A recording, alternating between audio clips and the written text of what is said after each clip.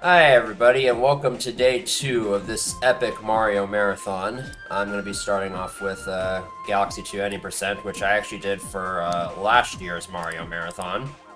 And just gotta say, not a whole lot has changed in that last year, so I'm going to aim for a sub 3 hour time this run. I have no idea what the chances of me getting that are, but we shall see.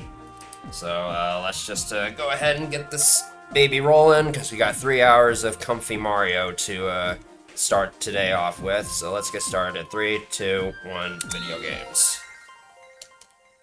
So when I normally commentate these runs, I usually do my whole spiel of explaining everything and whatnot. But I'll still be doing a little bit of that for people who haven't seen this run before. But I think for today, because I already did this run for you guys a year ago, I kind of want to dive a bit more into just some of the background of speedrunning into this game and some of its history. So right away, I'll go ahead and mention that this opening prologue sequence has actually had a massive change, sort of, over the past few months. There was recently a new skip here that I'm not going to be going for because it is extremely stupid. And very inconsistent, and only a handful of people have even pulled it off, let alone RTA. So there's a really weird piece of tech in the Galaxy games known as crystal floating, and if you've seen speedruns of Galaxy 1 recently, you probably know what I'm referring to. So these crystals that you see falling there that have like star bits and stuff in them, they try to push you off when you jump on them, but depending on the directions you're holding, sometimes it can invert the effect of gravity on you and cause you to just float up super high. So what you can do in the prologue sequence is use one of those crystals to achieve a crystal float that lets you fly over this giant invisible wall and get around the trigger for this first cutscene. So you can access the next cutscene that's right after this, like 30 seconds faster. It has been done RTA by a couple people, I think, but is extremely inconsistent, and I've never even bothered attempting it, let alone practicing it or attempting it in a run. So I'm just gonna opt out of that here. So there hasn't been like a world record time set with that skip yet, just because, again, it's extremely inconsistent, and it's honestly unclear if we ever will see one anytime soon, but that's just kind of one of the newer developments that's been featured in this game. So if you're unfamiliar with this run, it's basically just a 71-star run, because you need 70 stars to unlock the final Bowser level, and then you get the final Grand Star to actually finish the game. So it's somewhat similar to the previous Galaxy game in SN64 in that regard.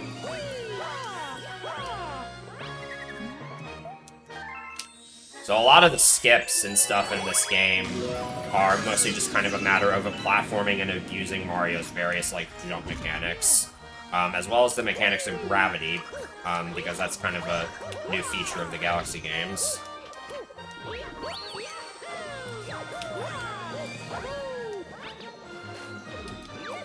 So for example, right here, I do a strat that saved like 10 minutes, 1 second. As far as speedrunning goes, I think that's basically just the same thing.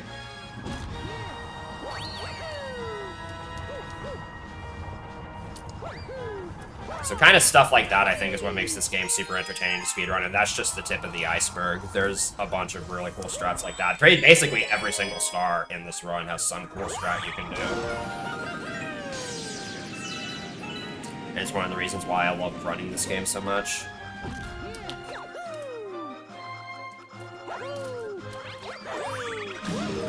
Okay, hopefully I don't soft lock on this fight, because then I have to redo the entire first 4 minutes of the run. Because, yeah, it is possible to get a soft lock here.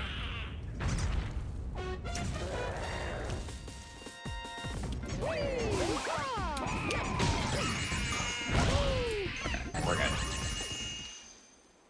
So yeah, if you shoot Pee-wee with star bits right as like, right as the cutscene is supposed to start, then the cutscene just doesn't start, and you're just perpetually locked in that state. And since this is the first star of the run, you can't, like, exit back to the overworld or anything like that, so you just have to reset the game, and that loses all of your progress. But thankfully that didn't happen. That is not the only potential for soft locking in this run, by the way. But it's pretty rare. Knock on wood. Oh, I accidentally got a star bit.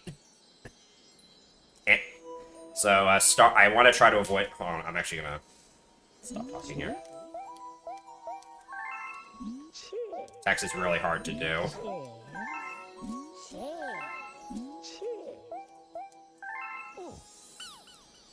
I'll get into why I'm playing on Japanese here in a little bit.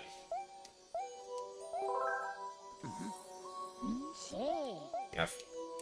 But yeah, first thing I was gonna say is, so getting coins and star bits in levels, for the most part, actually wastes time, because it brings up those text boxes that count them down, so I want to try to avoid that as much as possible, which is why you see me shooting out my star bits. And as for star bits that I'll need for this run, I'll be getting them all from the bank toad later on. And as for why I'm playing on Japanese, I'm actually playing on the Japanese Wii U Virtual Console release, which has two benefits: slightly faster loads than playing on disc, and also faster text. Japanese is faster than English. This actually isn't the fastest version of this game for this category. The optimal version for any percent is actually the Chinese disc version, which I did try to buy and failed miserably. I accidentally bought a Japanese disc instead of a Chinese disc, so now I have a Japanese disc that's just kind of sitting there doing nothing. But this version's still pretty fast. It's only like 18 seconds slower than Chinese disc. There's no Chinese VC release, by the way. Okay. This is a star I tend to struggle with a lot. Just because there's a lot of really tricky parts to it. Especially this cylinder planet coming up here. And in most optimal routes, this star isn't even done anymore. There's like... Routing for this game has gotten so complicated over the past couple of years due to a multitude of reasons. And basically every top runner does a different route now. It's ridiculously hard to keep track of.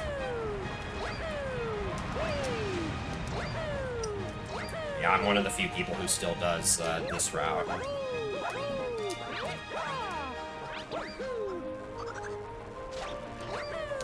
Okay, so I just executed... Okay, aside from getting hit by that amp, I just executed that cylinder planet basically perfectly. And on that planet, you're at the mercy of the platform cycles, and sometimes they just kind of get in your way and screw you over.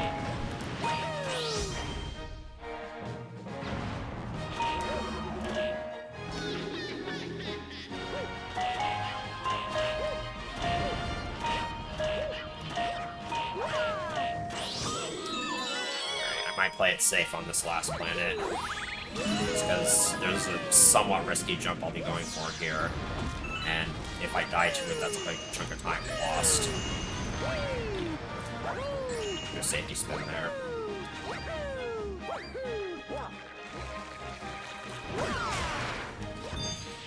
That was a really good Sky Station too.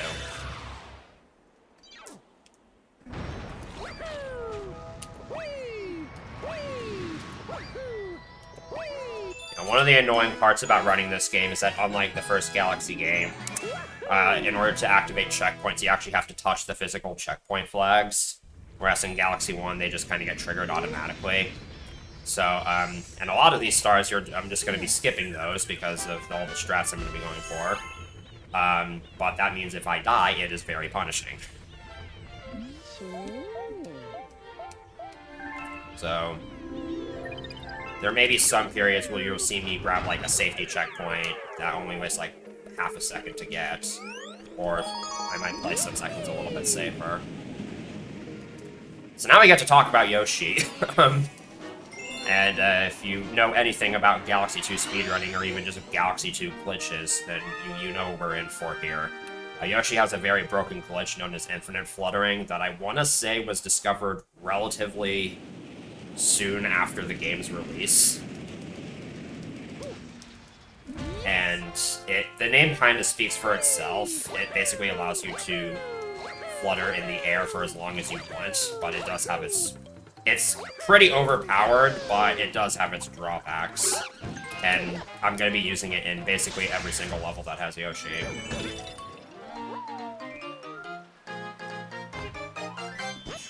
So, for example, here I'm going to be going for a rather tough skip.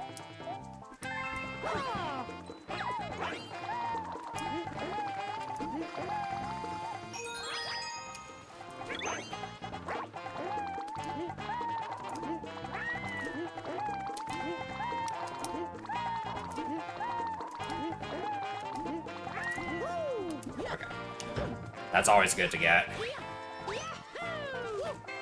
So that skip is a classic example of it only saves about 20 seconds, but if you fail it and die, you lose about 45. There's a lot of high-risk, semi-low reward strategies like that in this game.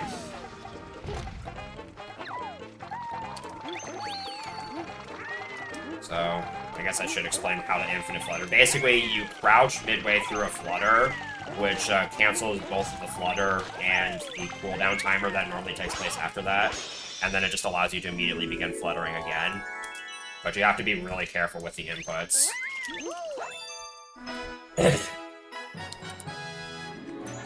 Because the way you kind of have to do it, there's a very particular rhythm that you kind of have to master, but once you get the hang of it, it just becomes muscle memory. Basically, you have to hold A to flutter, press Z while holding A to crouch, let go of A, let go of Z, and then press A again. And you have to do that in a very quick window.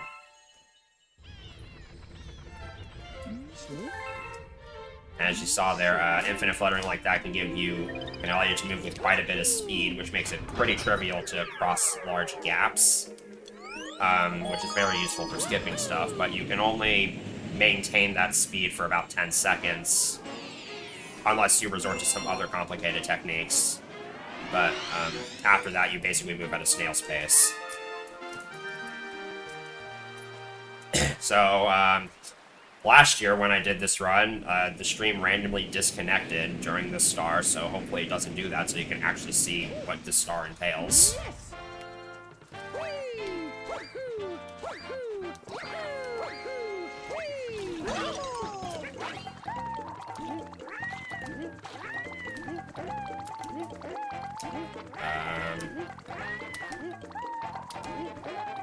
Okay, I wasn't sure if I did that flutter correctly, but we're good. So that's probably the single biggest infinite flutter skip in the entire game, or at least in this run. Because I basically just skipped an entire minute of the level. Now I have this boss fight, which is super fun. So, during the star, I'm going to be activating the post-star Luma, because that just lets me get that first time text box out of the way. So, hold on, let me focus here so I can get this strat.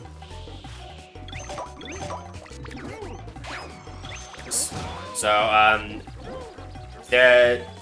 one of the more interesting mechanics in both the Galaxy games is two-player mode, or to be more specific, a co-star mode. And in this game, the second player actually takes the form of an orange Luma that you saw there. And I'll be activating it for several different stars. And that's just because the co-star Luma can do a lot of things that can greatly... It saves you small chunks of time here and there, but it greatly adds up over the course of this run. So... Yes, I am playing with, I don't have a webcam on so you can't see, but I am playing with two Wii Remotes Velcro strapped together. And this, you would think it's a pretty obvious thing to include, but there's actually a lot of runners who still use one player, just because, you know, it's sort of a matter of preference, even though using co-star is objectively better. but, like, in terms of time. But, you know, for some people, it's just a matter of comfort. And it's a movement that has somewhat kicked up. I want to say it kicked up somewhere around 2021, 2022. I'm sure if you follow Galaxy Speedrunning, you know who Jay is. And I don't think he necessarily... It's hard to say whether he necessarily popularized the idea of using co-star for these games, but I think if it weren't... I'm willing to say that if it weren't for him, it might have taken a little bit longer for it to become a bit more standard.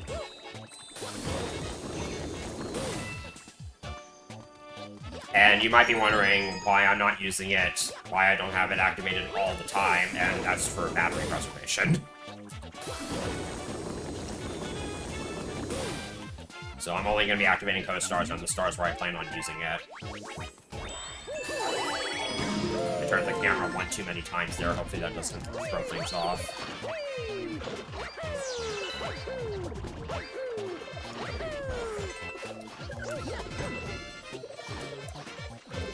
This is unfortunately one of the few stars that you actually have. You literally cannot make progress in the game unless you collect this star. I think it's one of 10 stars that applies to. It's got a lot of cool strats in it, so it's... Like, for example, there I just shot Captain Toad in the face, so I didn't have to talk to him. And then there's this boss, which is the living embodiment of RNG.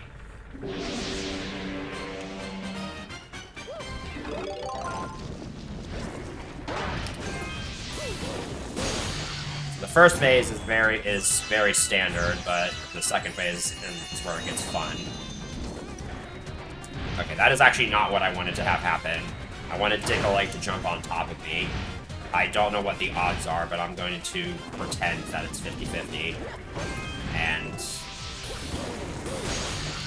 this fight can be a major time swing in the early game.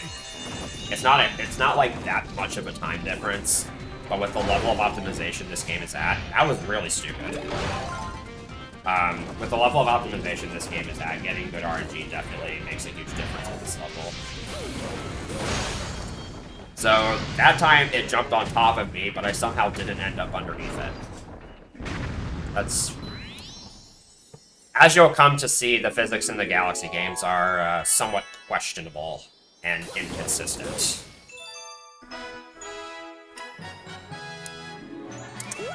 So I probably lost, like, 8 seconds, I'm guessing, on that star, mostly just from RNG. Not a whole lot you can do about it, unfortunately.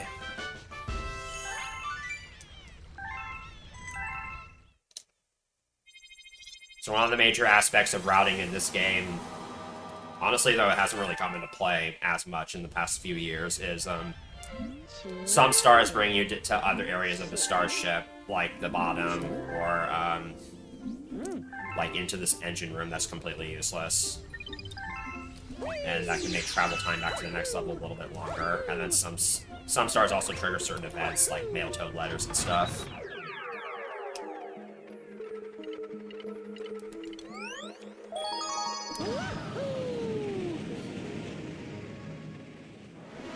What else is there to talk about? If anybody has any questions in chat about this game in general, I am paying attention to it, so, you know, feel free to ask away, and I'll try and answer them.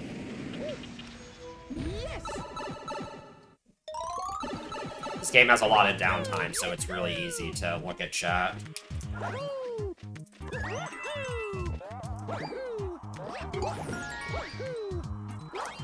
Okay, that was kind of scary. So I got a spin bonk there, which is normally really, really bad, but thankfully I was able to chain it into a ledge grab. There are certain situations where getting a spin bonk like that just equals instant death.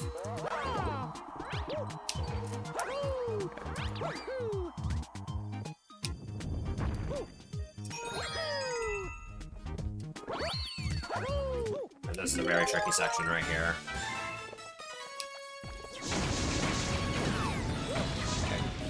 So So sometimes I go for some box skips on that first set, but I didn't really get to here. Alright, got to show one off there.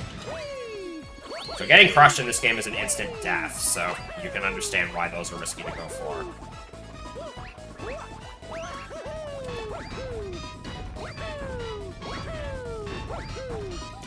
I feel like I was gonna say something, but I already forgot what it was, so whatever. Probably wasn't that important.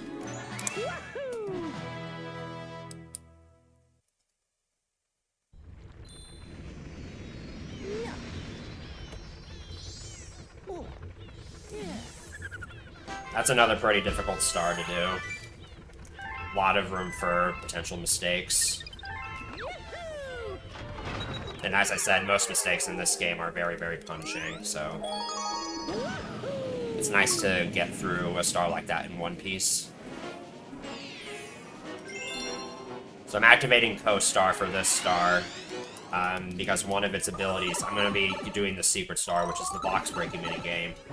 And the Co-Star limit actually has the ability to break boxes, which can save a small amount of time just in the movement here.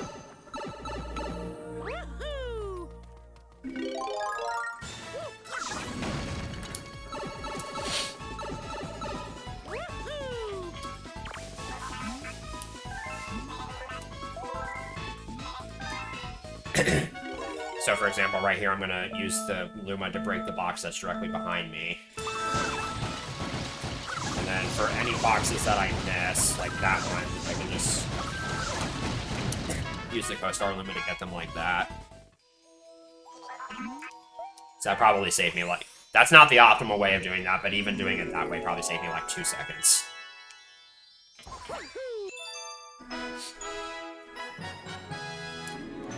Again, it's things like that that sort of add up over the course of this run, and it's one of the reasons why Co-Star is so beneficial, and also somewhat controversial, but we're not going to get into that.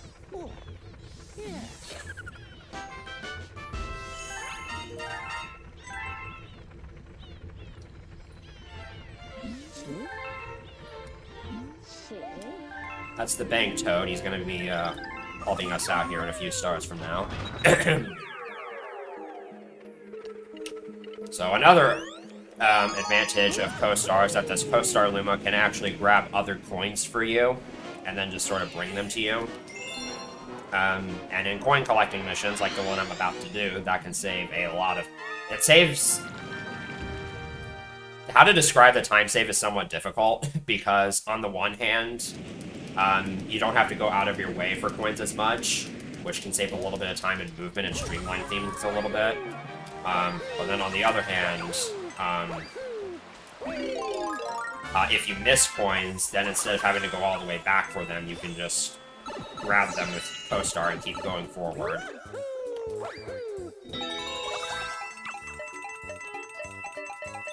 So basically, any star that revolves around coin collecting, whether it be the coin Lumas or purple coin missions, you'll see the Co-Star Luma active for one of those two reasons.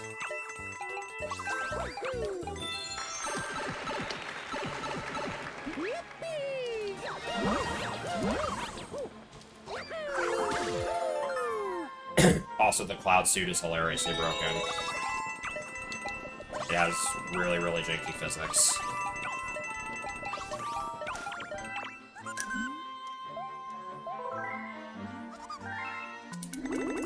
So now I don't need the Co-Star Luma for the next few stars, so I'm gonna turn my second player Wii Remote off.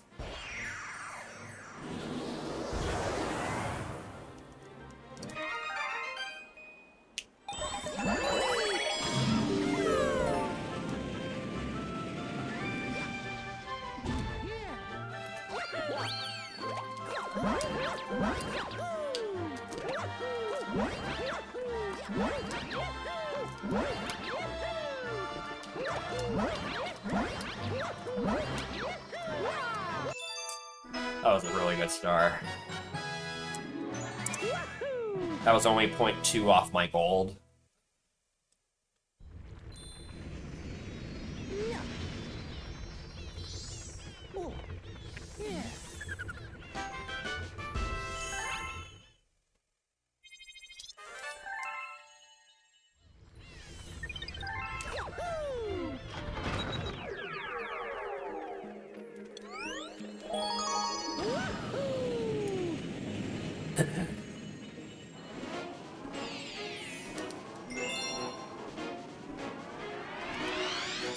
Here's a star where you're going to be seeing another really big skip. This one's kind of a classic. Oh, I messed up there. Okay. Getting onto that tree using just 2 backflips is really, really hard. Because you can kind of get momentum boosts from the clouds when you kind of like jump out while they're bouncing, but it's pretty fickle, and sometimes the height you can get is not enough. But thankfully it worked out there. So yeah, I just skipped like a minute of the level, because they just didn't put a death plane there.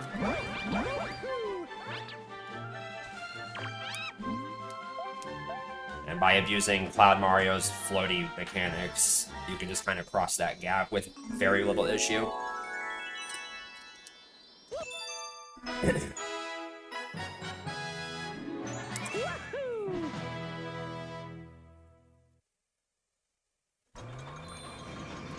So here's an example of being brought down to the engine room.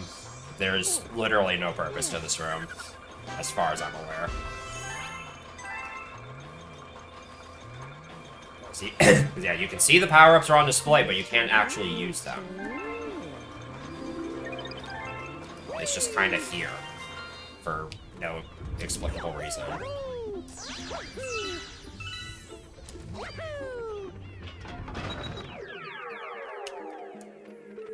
Okay. Now we're going to be heading to the first of the, I guess you could say, castle levels of the run.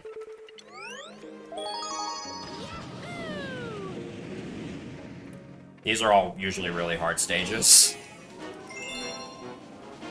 The boss of this stage, Gobblegut, is notoriously difficult and is pretty infamous for causing a lot of runners, especially newer runners. It can cause them a lot of trouble.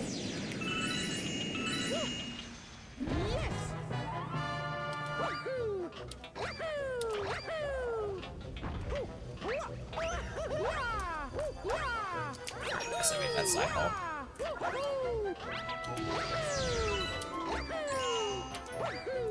And speaking of how gravity is extremely broken in this game, the gravity sphere of that planet is just huge.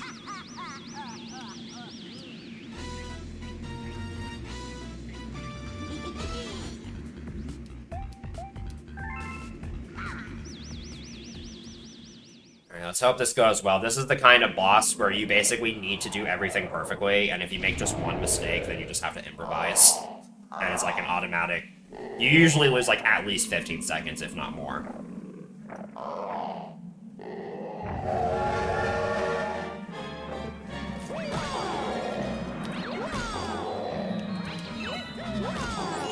Okay, good start.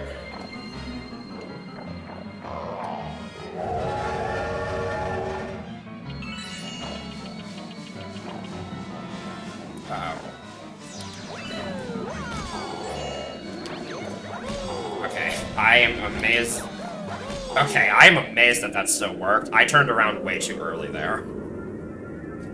You're supposed to turn around at a very specific time to sort of manipulate Gobblegut's movement so that you can get those last 3 hits. He was just barely close enough to the planet for that to work out. So...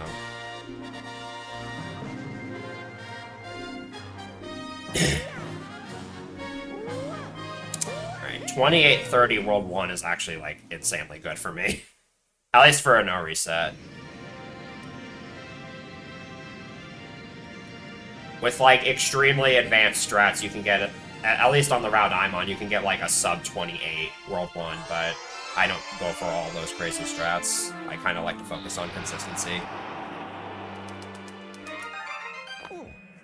As evidenced by my PB being only 3 minutes off my sum of best.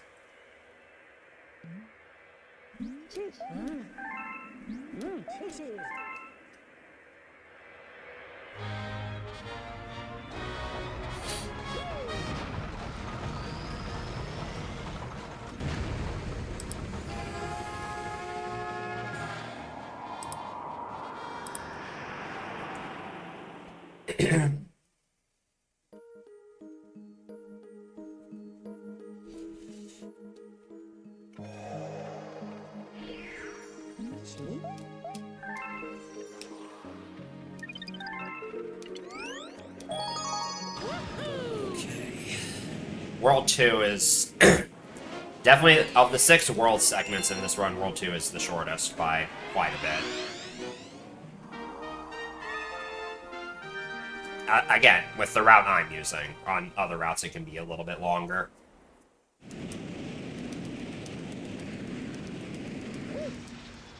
Yes.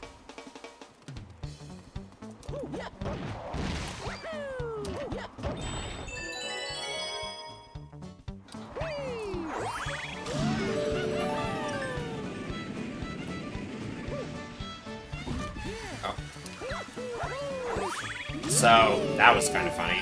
I should probably explain that.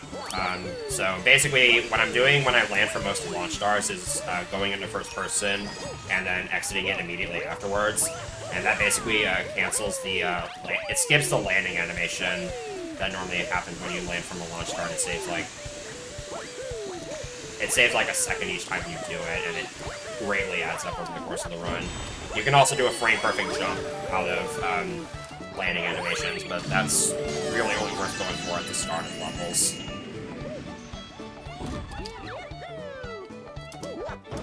It's probably one of the most important pieces of tech in this game.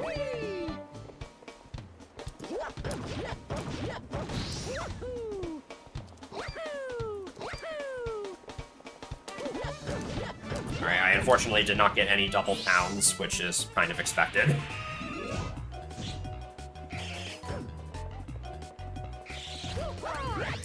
Okay, I meant to side flip there, but that still works.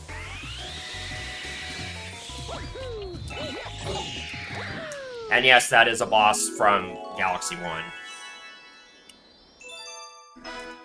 There's a lot of stuff that was just ported straight from Galaxy 1 into this game. Especially in World S, but we won't be seeing that in this run. That's all post-game stuff anyways.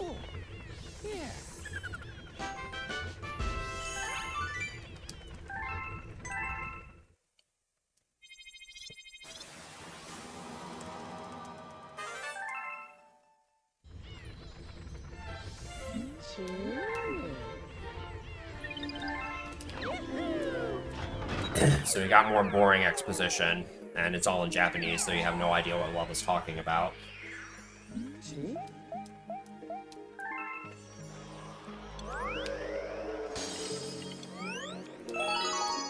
This is a pretty fun star, especially to watch,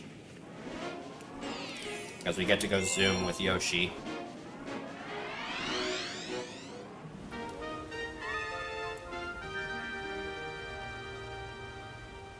Oh yeah, I was going to mention, on the topic of this game pulling a lot of content from Galaxy 1, this game was originally intended to just be DLC for the first Galaxy game, but they had so many ideas that they eventually just decided to transform it into a sequel. And that's how we got this.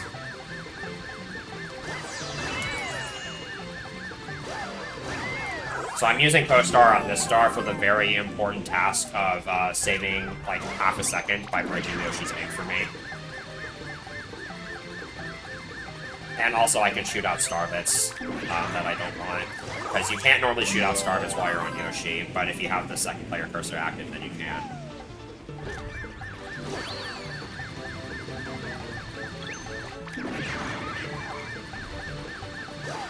That jump is completely pointless, but I always like going for it.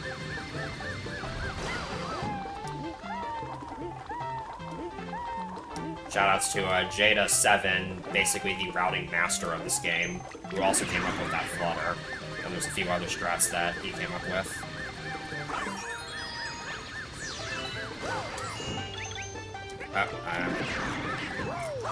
I briefly forgot what I was doing there for a second.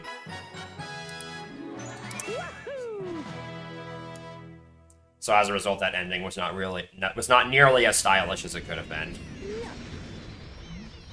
I like kind of brain farted.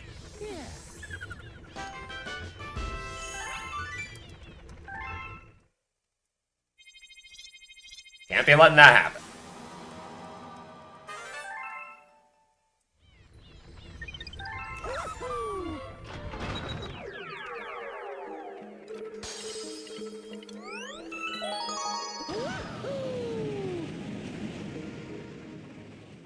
So you would think that for a water level that this would be really boring, but it actually isn't. The routing here is extremely complicated to explain. Because I'm going to be doing another coin Luma, but I'm not actually going to be getting that star right away. And I'm also going to be using a co-star to get a bunch of coins to streamline everything a little bit.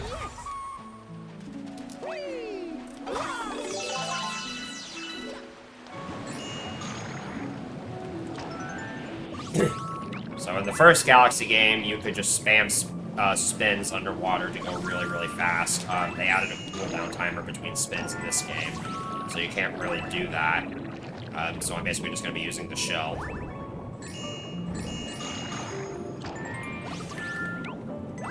Where's my... I kind of lost my... I lost my one-player cursor for a second.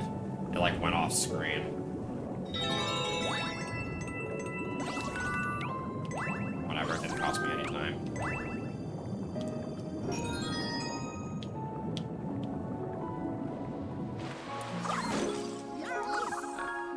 That's kind of slow, but what can you do?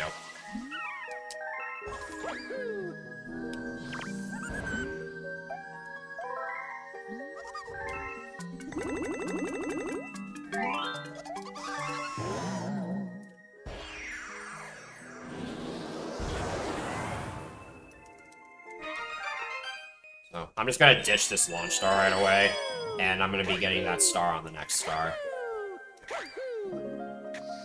Just because the routing works out better that way.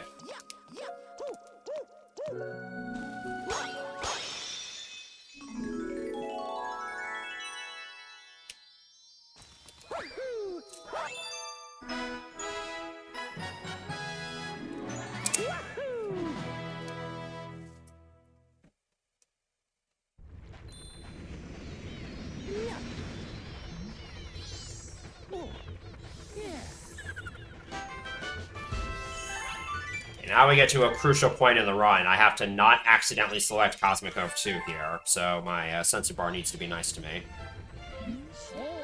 But first we get to watch the male toad walk in a circle for several seconds. Some variations of this route are able to greatly reduce the length of that cutscene, but not the one I'm doing. Alright, so my pointer needs to behave itself here. And if it doesn't, I lose 30 seconds. Alright, we're good. I don't need to unlock the Hungry Luma again. I can just beeline straight to the launch star.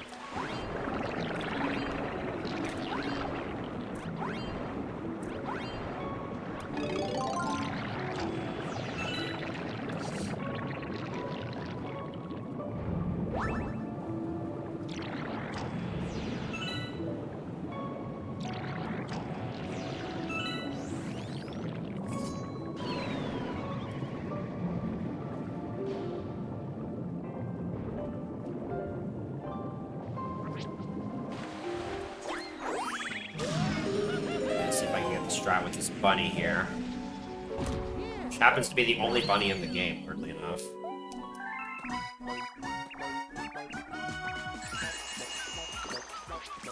Okay, that sucks.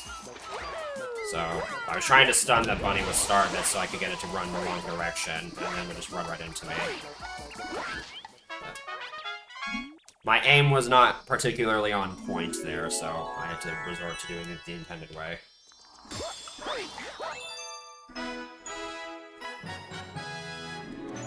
So it was about 8 seconds lost, which is not a huge deal.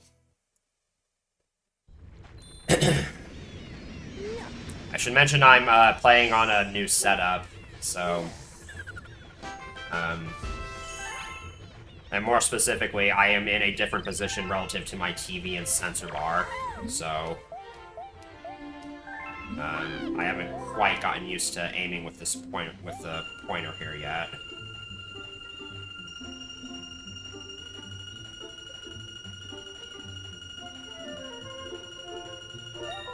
So what I just did there was withdraw star bits that I had deposited into the Bang Toad from another save file.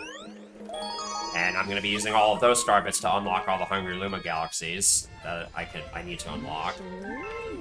So that does sort of make this a New Game Plus run thing, but at this point it's basically standard.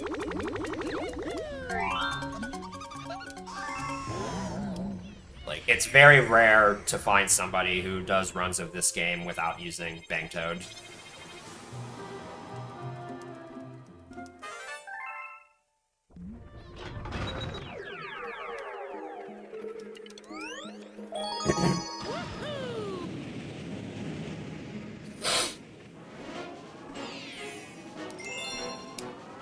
Because usually these Hungry Luma Galaxies give access to really fast stars, so it's definitely worth unlocking them. For example, this galaxy has, I think, the fastest star in the entire game that isn't a green star, at least in terms of in-game time.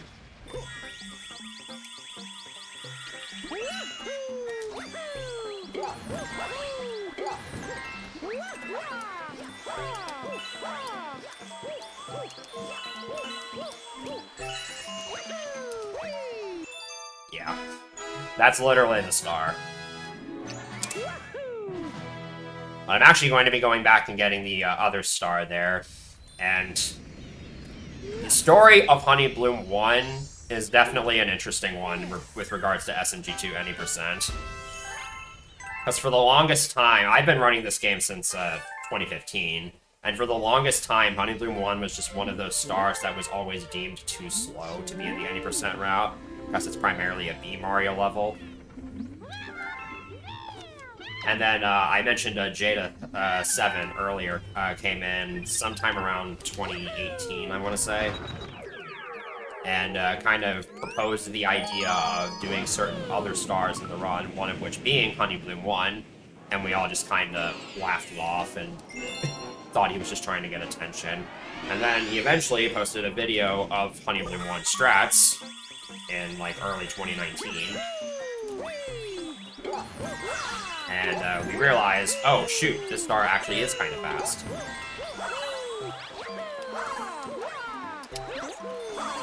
And so, this star has just kind of become a staple of SMG2 any percent since then. Pretty much all of the current fastest routes through this star.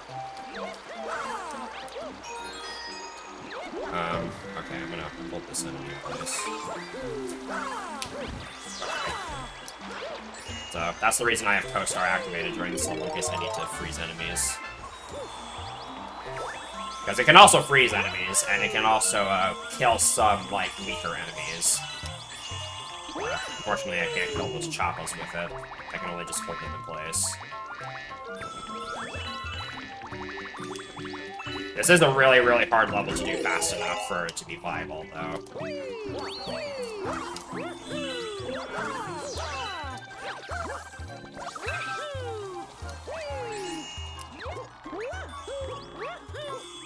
There's a lot of really precise jumps you have to make. Like, for example, I was jumping on a bunch of clouds in the Common Metal section. You only have about a 6-frame window to do those jumps. It's either 5 or 6 frames, I don't remember. But B Mario is slow, so you want to skip it as much as possible. You actually can skip B Mario for this final section, and I think if you do it perfectly, it would be faster. But A, I don't know how viable it would be to do it as Mario, and B, it's way too difficult for anyone to go for. Mostly just because of this ending section right here.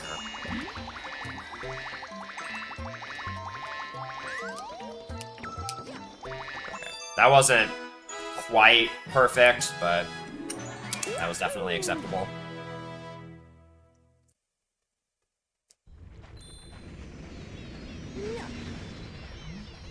So it's just kind of neat that Honey Bloom 1 used to be regarded as this star that was just would never be in the any percent route, and now pretty much everybody does it.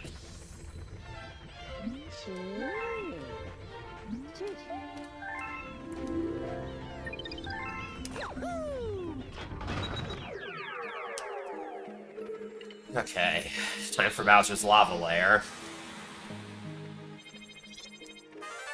This stage is just kind of one thing after the other, and it's... it's really satisfying to pull the stage off well, and there's also a lot of different strategies you can use for it. basically this whole stage revolves around health management because there's a lot of lava boosting for various skips.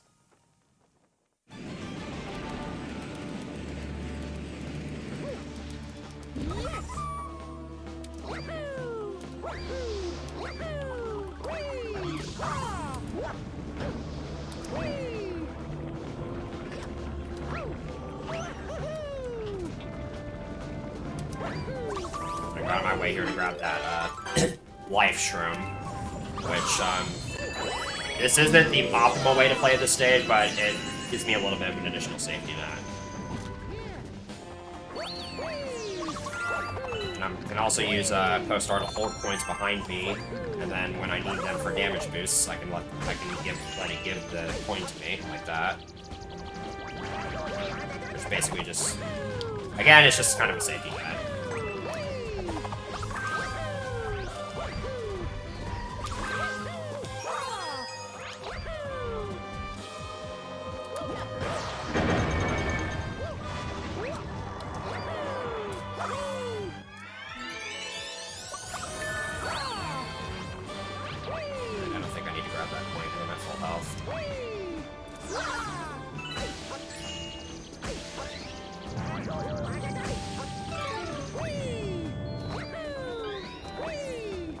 That's a pretty scary part of the level, because that can very easily go wrong.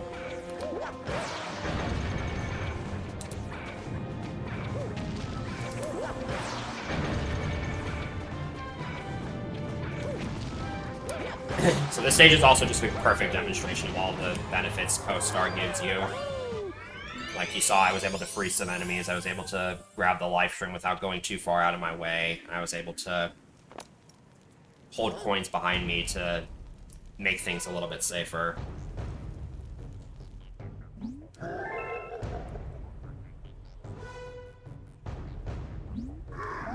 Now I have the first Bowser fight, which is really boring.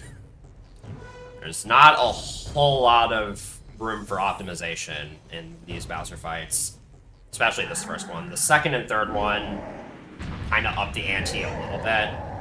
But for this one, it's basically just about not losing time.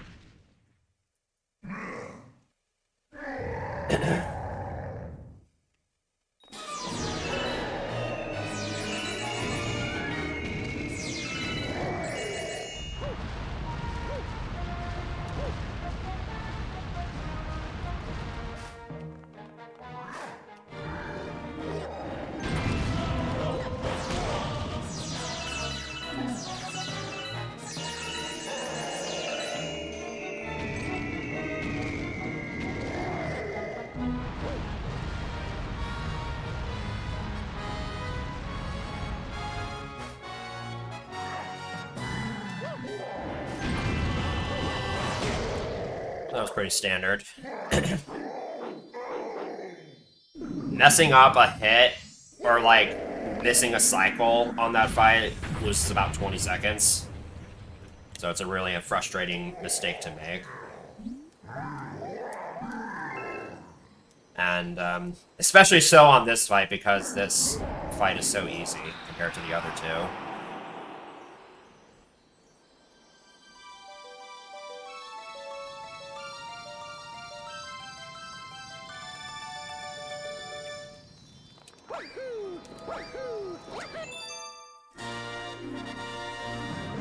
And that's the end of the World 2 segment.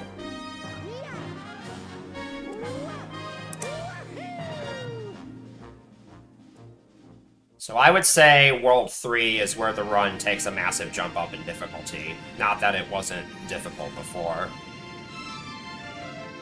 But this is where mistakes start becoming a lot more costly.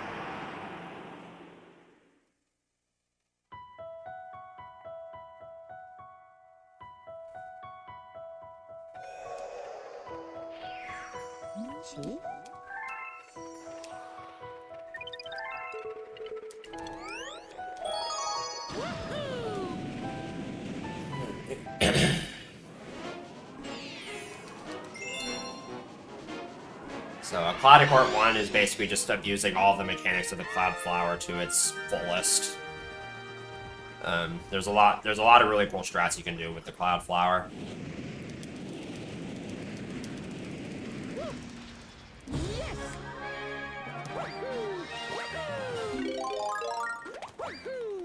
You can abuse the momentum from the clouds to gain a lot of height and distance with your long jumps.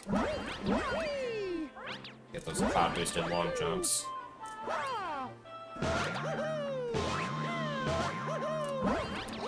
You can also just use the clouds to cross large gaps and skip parts of the level.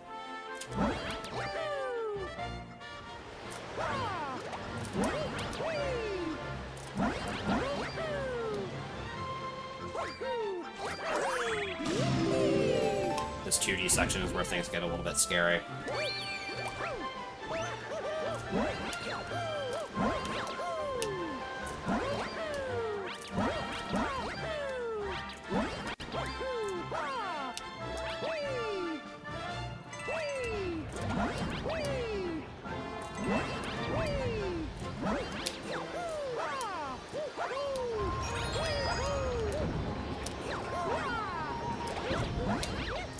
That one cycle is super scary.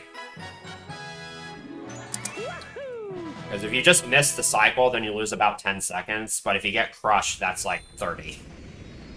Because you go all the way back to the start of the 2D section.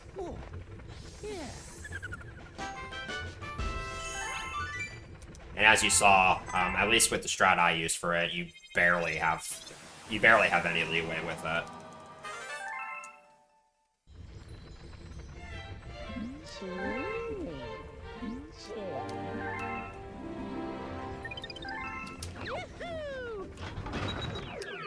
Okay, anybody in chat is present.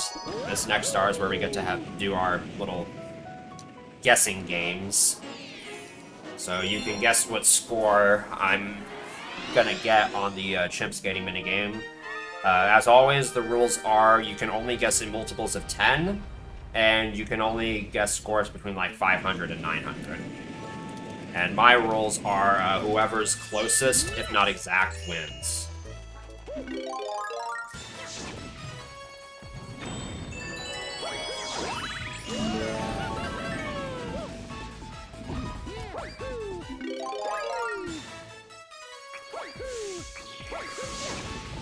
And I will be going for as high a score as possible.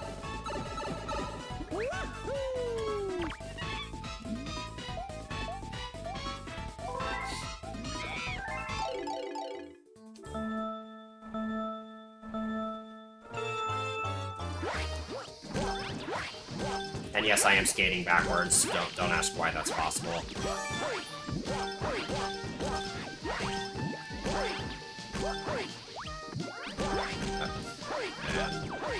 Oh, okay. I got thrown off a little bit there, but back.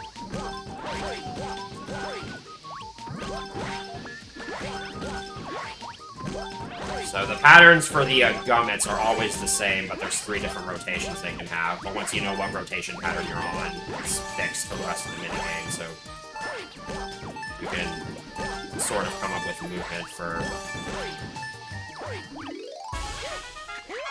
Okay, looks like Jersey Joe's wins. And all you get is the satisfaction of winning.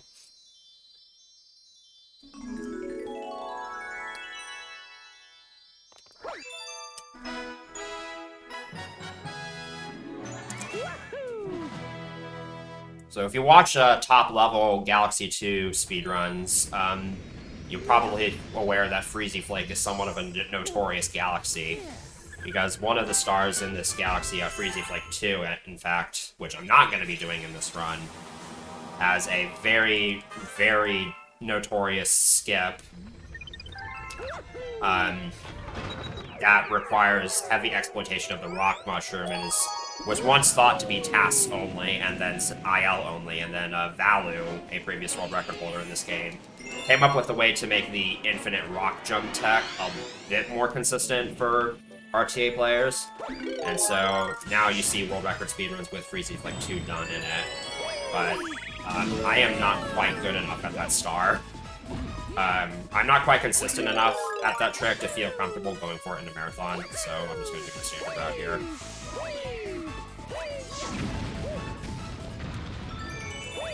Because it can save up to about 30 seconds if you do that star over a different star, but if it doesn't go well, then you're kind of just screwed.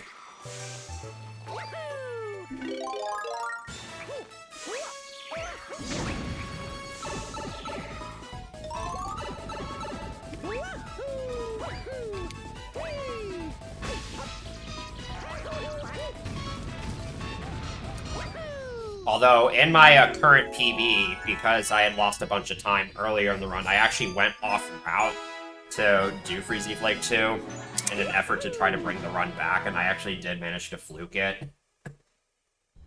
And, I ended up getting my first ever 258, which is still my PB to this day. So, that's kind of hilarious.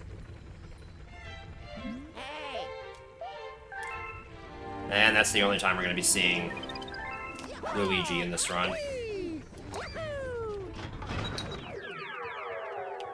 Starting from this point onwards, you can't switch to him at the start of levels where he appears, but it's way too slow for the amount of time you would save.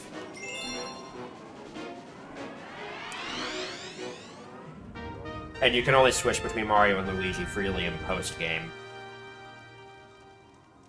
So this entire run is basically just done as Mario, which isn't a huge deal.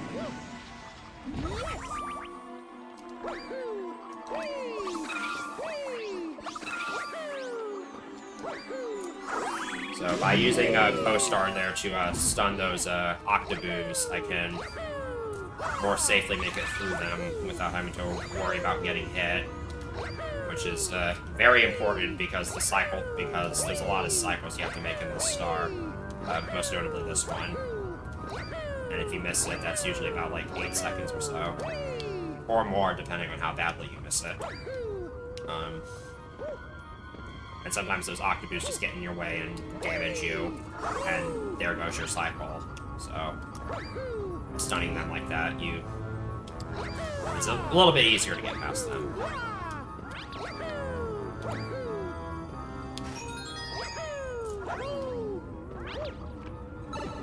Alright, we haven't seen Yoshi for a while. Who's ready for some more infinite fluttering?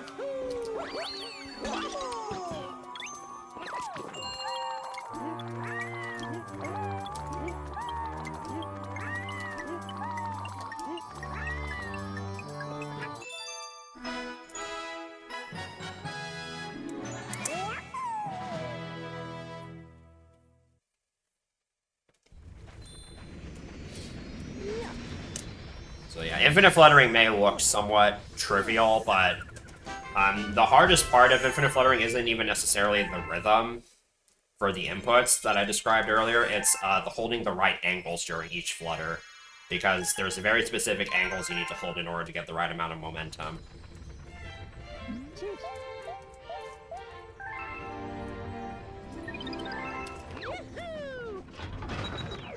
And if you hold the wrong angles, then you lose some of your momentum, and it can often just be a massive...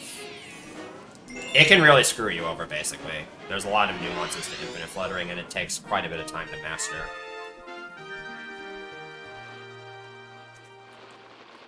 And then this star is kind of just the epitome of what everybody thinks Mario Galaxy speedrunning is before they actually watch it, which is just a bunch of long jumps.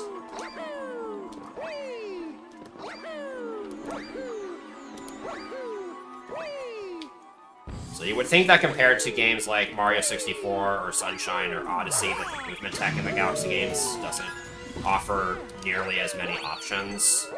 But let me just tell you firsthand, that is not the case. The movement in these games is extremely hard to master. And honestly, it mostly kind of revolves around the platforming. Basically trying to do the platforming as effectively as possible, and also momentum conservation, and just kind of keeping the flow going.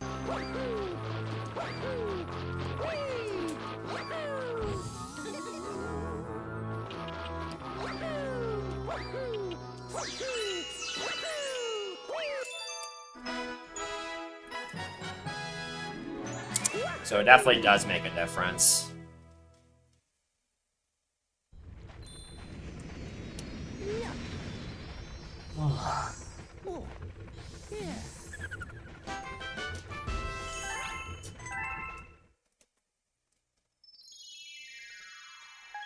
Oh yeah, by the way, comets are now spawning. So those giant coins I've been collecting in most galaxies, those are comet medals, and those are what I need. Those are what I need to collect in order to unlock all those comets. The exact times and order in which comets spawn is another big factor of routing in this game.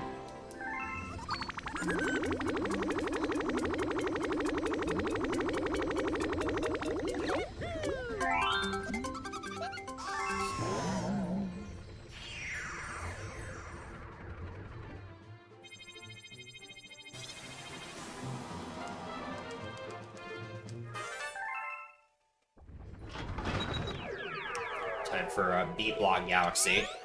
This is another level that's mostly just a bunch of long jumps, but this time cycles play a role.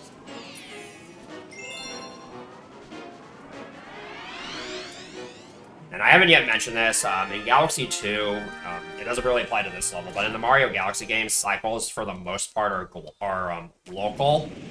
So, stuff only moves when it's on screen or when you're near it. So that's why sometimes you'll see me turn the camera to manipulate cycles.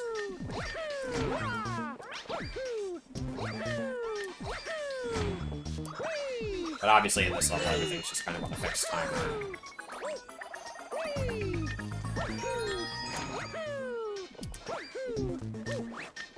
Okay, that's good.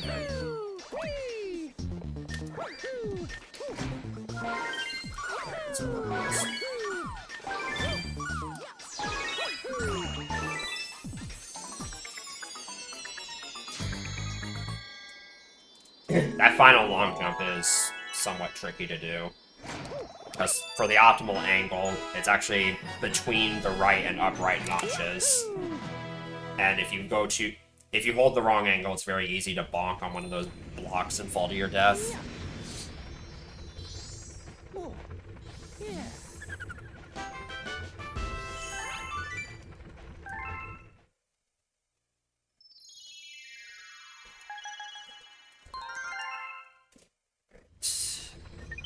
So I'm going to do my first little backtracking session of the run.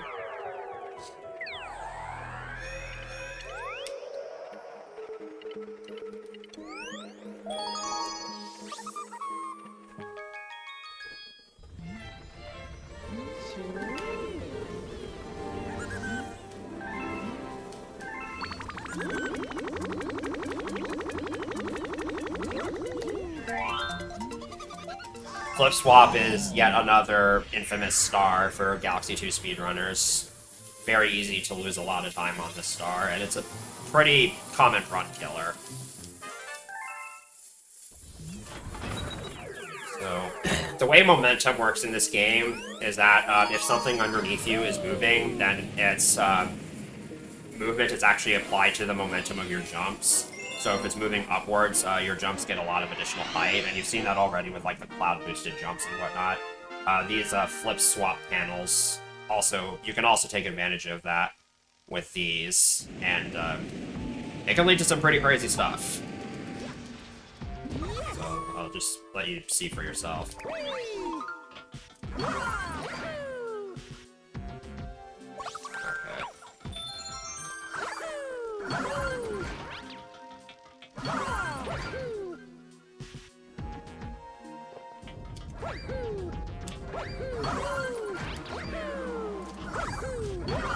Right?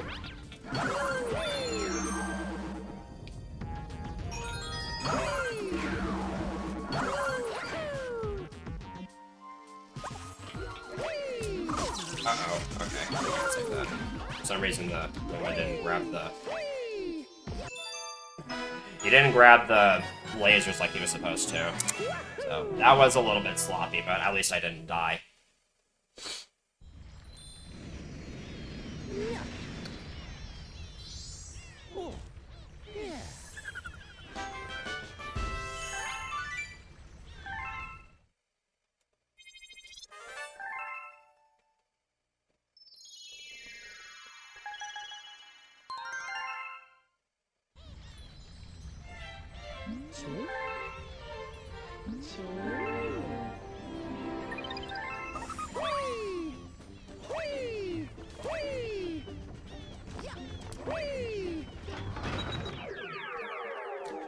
Now we get into the the first of the comets. So going out of your way to get comet medals can be very beneficial, because a lot of the comet stars are usually really fast.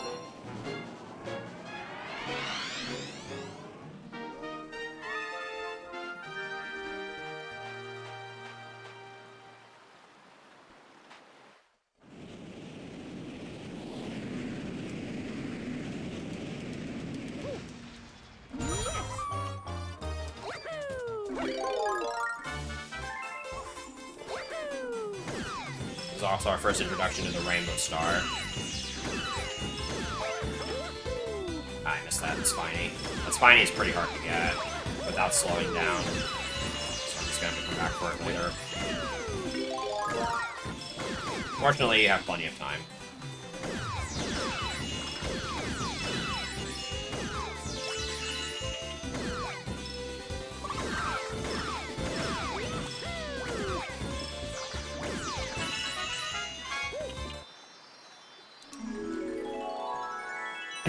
Only lost like a couple seconds to that.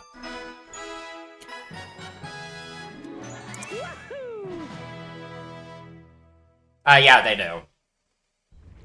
Any star that is a star counts towards the star total. With the exception of the bronze stars that you get from activating the hint TVs, but... Or like getting the... No, not the hint TVs, the cosmic guide that shows up if you die too many times on a level. But, obviously, that's not going to be a factor in this run.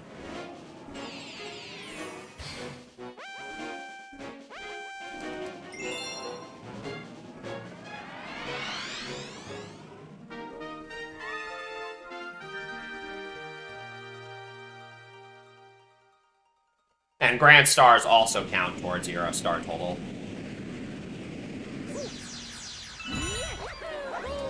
Yeah, the comments are basically, like, altered versions of levels. Like, for example, this one, it's kind of a repeat of Sky Station 1, but it's a bit shorter, and you're on a time limit.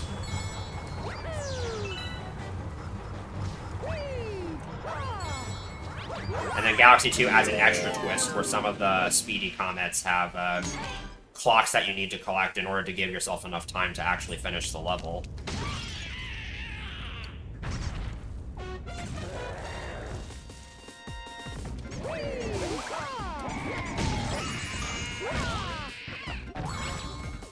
Getting that first hit on Pee-wee Piranha is really hard. Because sometimes he just runs away and you have to chase him down for a couple seconds. And then if you do the second hit like that, it's basically free. Yeah, there's the speedy comets. The last comet you saw on Yoshi Star is a romp comet, where you have to kill a bunch of enemies in a time limit. There's Daredevil comets, which you won't see at all in this run, which is you have to get through the entire star with 1 health. That's what the perfect run is. I'm sure people who's watching this stream have probably heard of that star before. That's the 242nd star in this game. What else? There's Cosmic Clone comets. You'll see one of those in a couple stars from now. There's Purple Coin comets. There's a decent variety of them.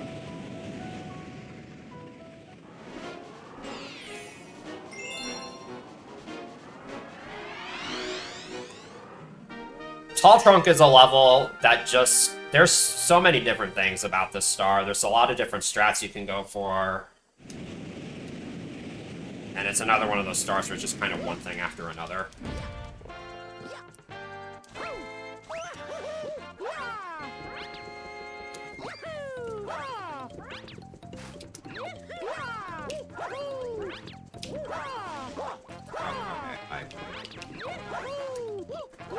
Messed that up, but not a big deal.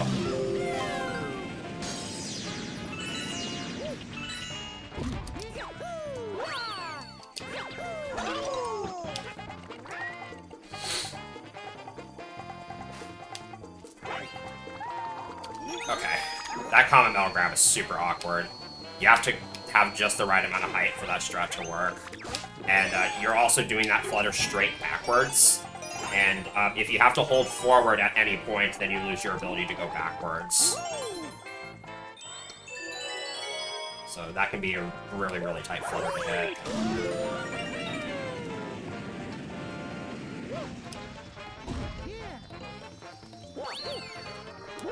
Nice. So that's a little strat that I want to say Jada found that strat. It's slightly slower for in-game time to fall down the chute like that, but it also allows me to avoid grabbing those coins, which ends up saving a little bit of time at the after this star. Because again, if you collect coins and you have text boxes that count them up, and that loses like a second each time.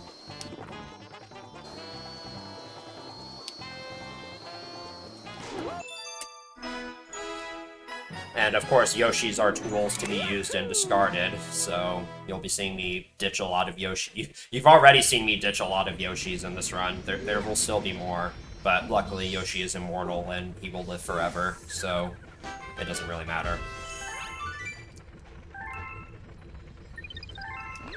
He always just respawns somewhere else if you dump him in a pit, so he never actually dies.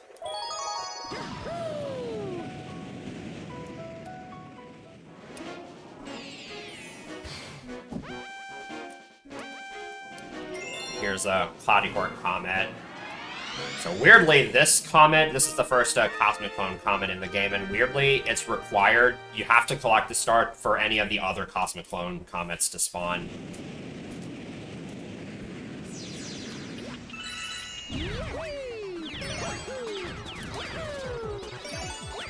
Yeah, I'm gonna try to do something a little bit weird.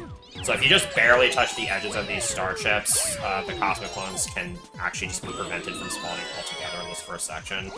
But I didn't get it, and it really doesn't mean anything in regards to the speedrun.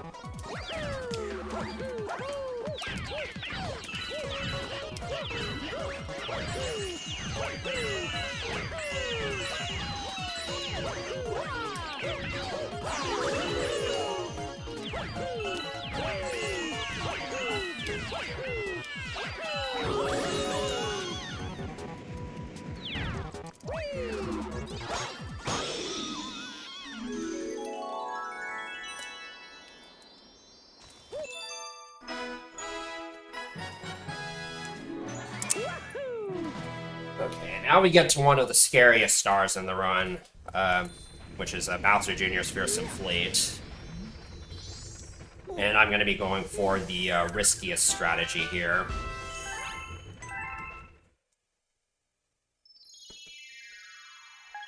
Of course, we have to sit through, like, a bit more of, like, cutscenes and stuff before we actually get to it.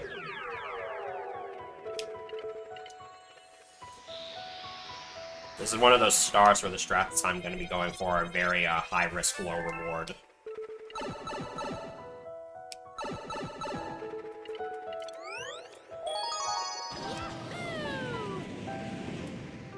So let's just hope it goes well.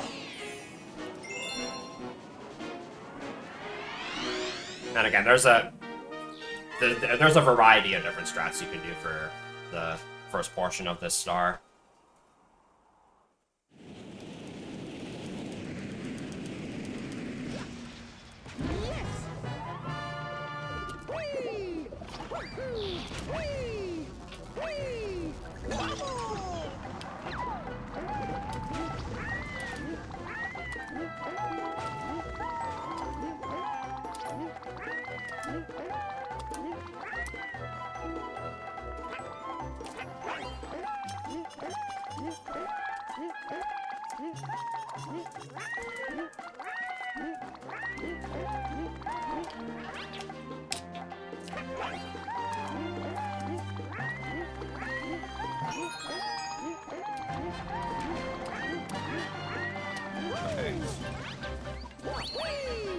Got a little nervous when I had to do some really fast flutters there, which can be really risky to go for, because if you accidentally press Z and then A at the same time, you dismount off of Yoshi, and obviously right there, that's really bad. And messing that final flutter up loses a minute. So I'm really thankful I got that first try. And I got the angle for it really, really quickly, too.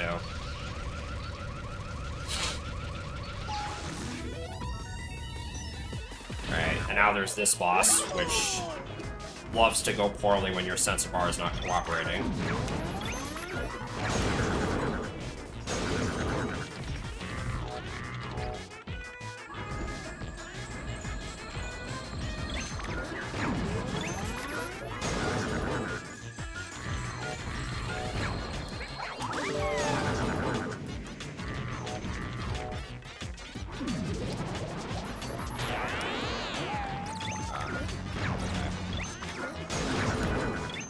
Hold off on holding that third bullet bill, so that way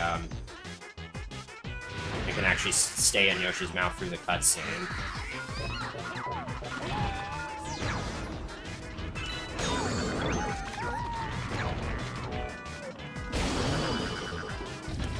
Sometimes that bullet bill just won't stay in Yoshi's mouth, and you have to waste a couple seconds grabbing a backup one.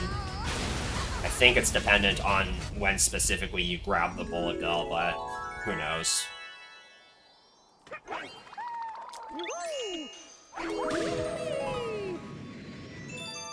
Anyways, that was a pretty good Fearsome Flame.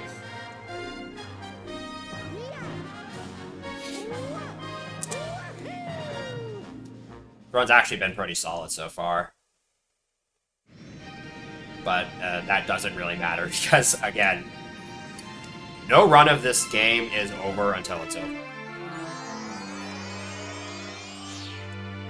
Things can go south at basically any point.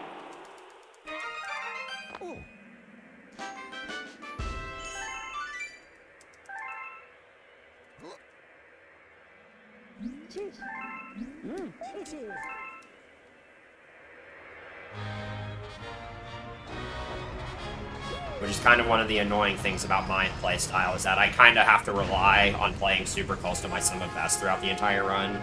So if I make any significant mistakes, that's usually enough to just end the run right then and there.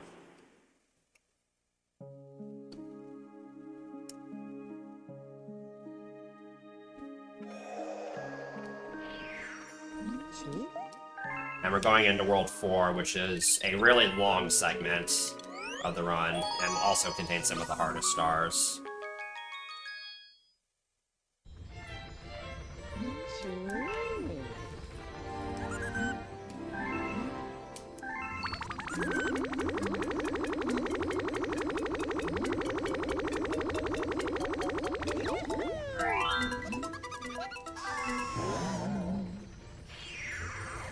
And part of the reason this segment is so long is because there's a giant backtracking session in the middle of it.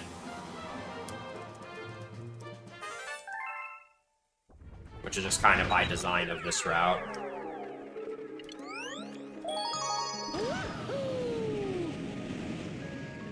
Sweet Mystery is very similar to the last star I did, where it's just kind of just a bunch of infinite fluttering. Because the entire level is just one height, and you get Yoshi right at the start. And like with Fearsome Fleet, there's a lot of different variations on how you can do this star. Of varying speeds and risks.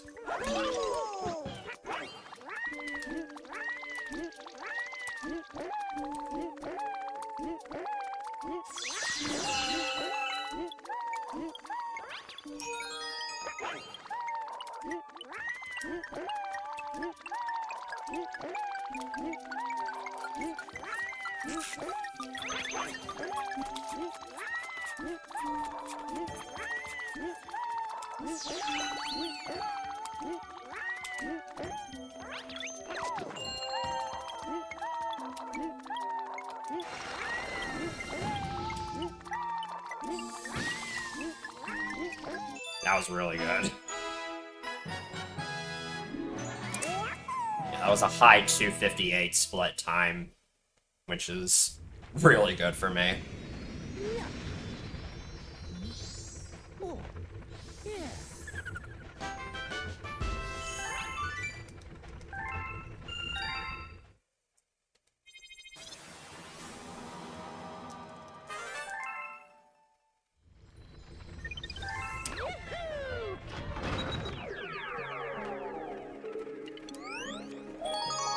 Flipsville Galaxy is, especially Flipsville 1, I guess. Flipsville 1 is, I'd say, a viewer favorite. The route for this star basically just hasn't changed in the past, like, 10 years, I want to say. But it never fails to look super impressive. There's a bunch of gravity exploits you can do here to skip basically the entire level. Yes.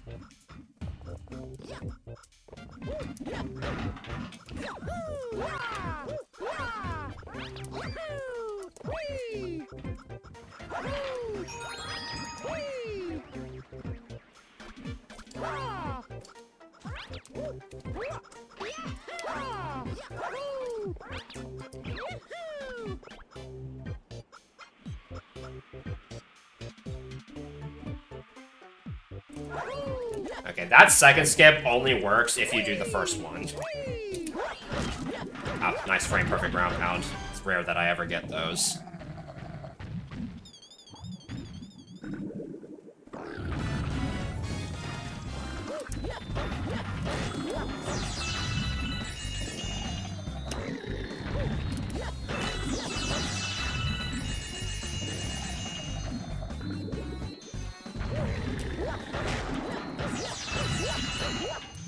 Yeah, that's a very visually impressive looking level.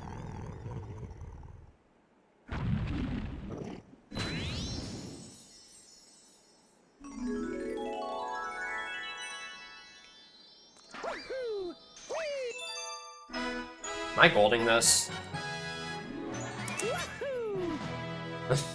I golded that by like 0.4. I imagine that was mostly just the frame perfect ground pound.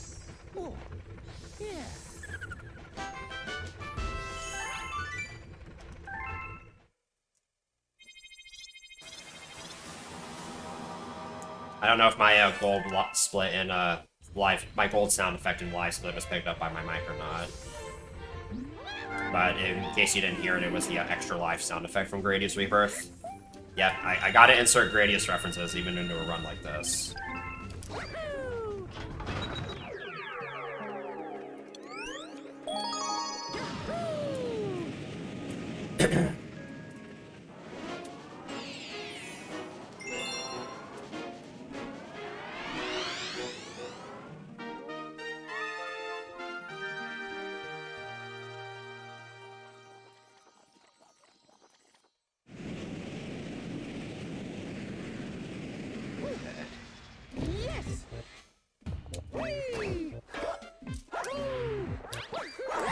Yes, that is...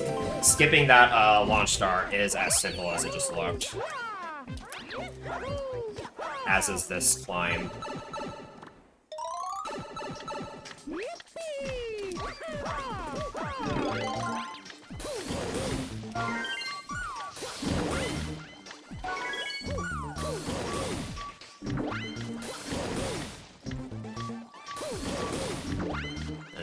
In this room, it's just about making the right slack holes.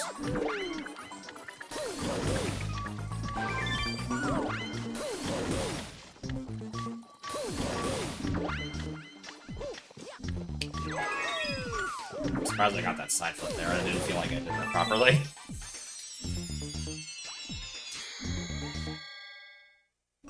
Side flipping in this game is extremely hard to do, by the way, especially in 2D sections.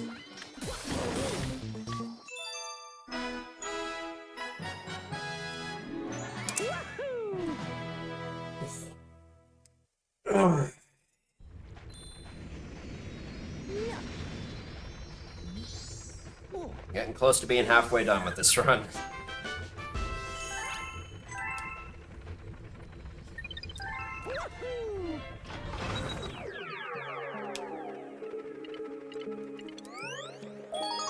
Chompworks 1 is yet another star where Co-Star just completely breaks this level. Kinda. And you'll see what I mean very quickly. This is probably the star that Co-Star saves the most time on.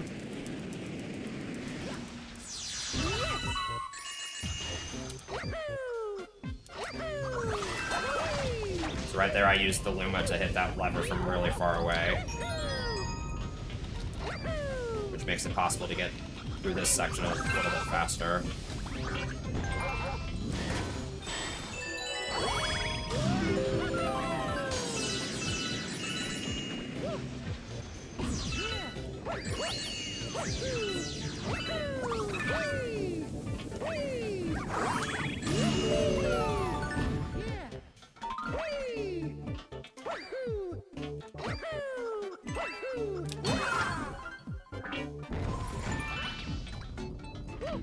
This level kind of just is a bunch of auto-scrollers, but at the same time, there are ways you can speed up some of these sections.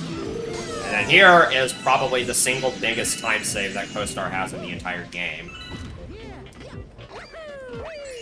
So normally it's not possible to make it and lower this first platform before this chomp breaks, but with Co-Star you can just hold the chomp in place and then lower the platform like that, and that by itself saves like, I don't know, 8 or 10 seconds. It's really, really massive.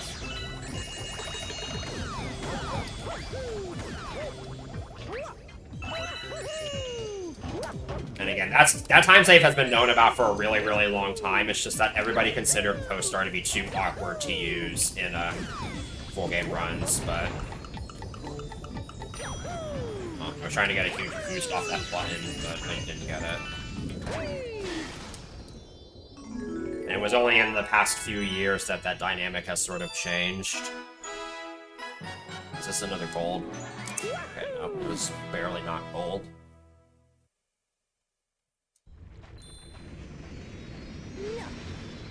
Because a lot of that star is just kind of waiting around on cycles. As long as you don't make any mistakes, you tend to get similar split times every single time.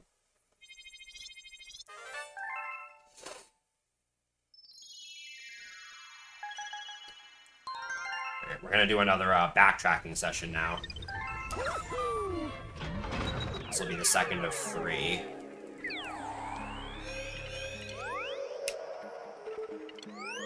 So this star actually unlocks every purple coin common in the game. So I'm going to want to go ahead and do this now, plus it's just a really fast star to begin with.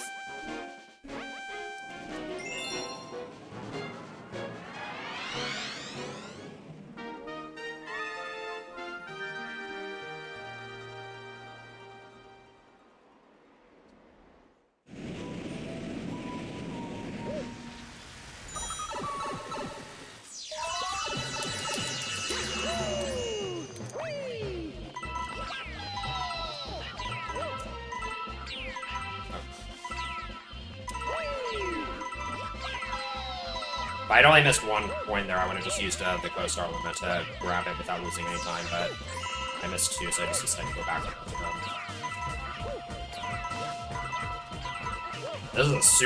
This is a super hard star to play optimally.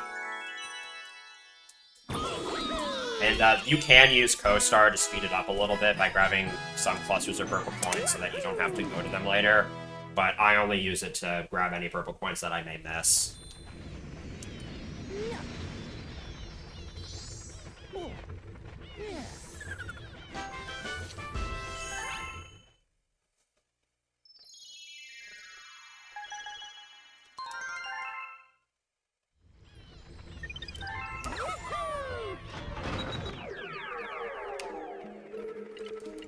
Alright, time for Boulder Bowl. And this star is kind of funny because its position in the route has changed like 5 times. The star has pretty much always been in the route, but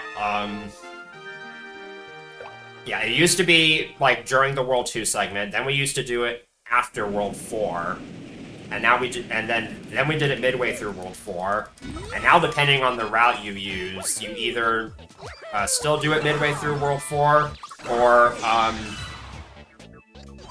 you do it at the very start of the game again. It's so weird.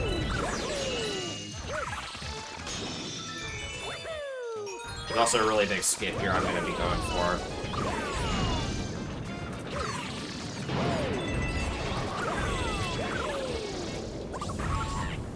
Okay, that went really nicely. So yeah, jumping off to the left like that and skipping that one planet saves about, like, a minute, at least. And there's several different variations of skips in this level. That's probably that one was introduced in about 2020 or so, and it's kind of become the standard. And now this boss is annoying.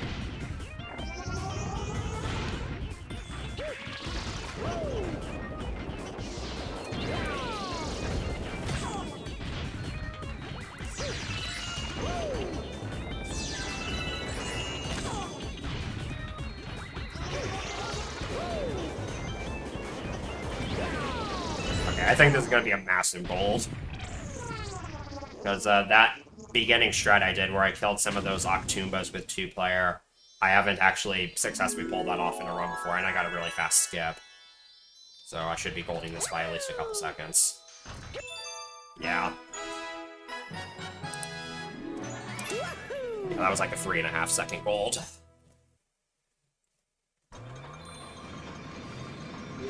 I've been needing a decent gold on that split for a while now, so glad I finally got one.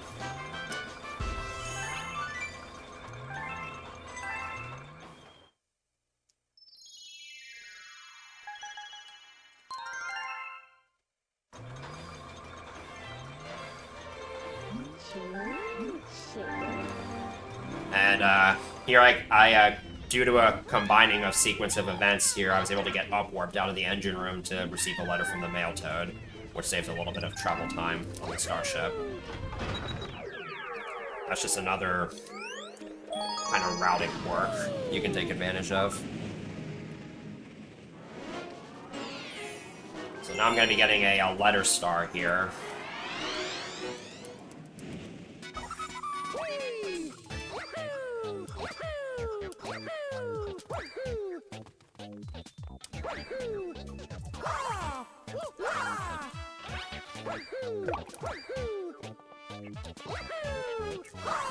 And yes, you can do the skip without Rock Mario as well. In fact, it's way easier.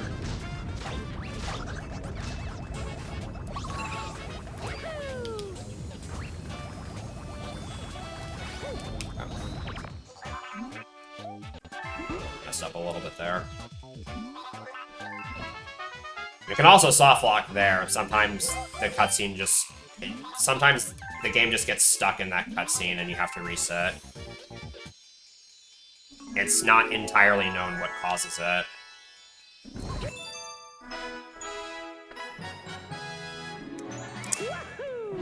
But it's usually pretty rare.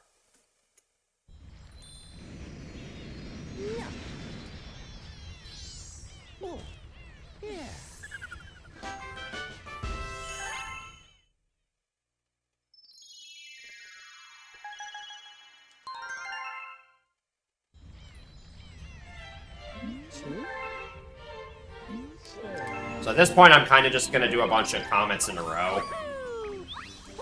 So this will be kind of a mixture of things you've already seen and some new content. Or I guess slightly new content.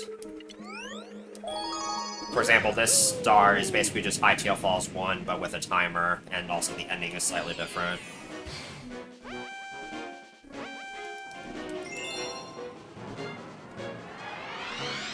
Kind of a lot going on in this part of the run, and this is also where I would at least say the pacing of this game picks up a tiny bit. This game is definitely a bit slower paced than Galaxy 1 is.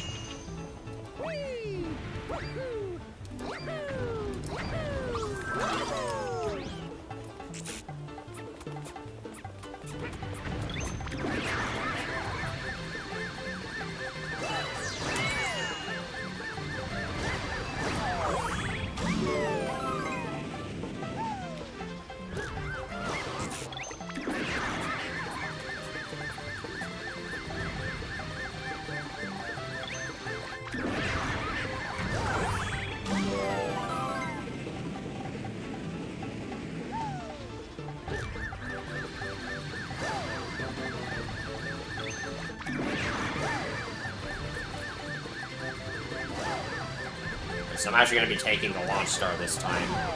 Because since I don't need the comet medal, I can do a faster ending here.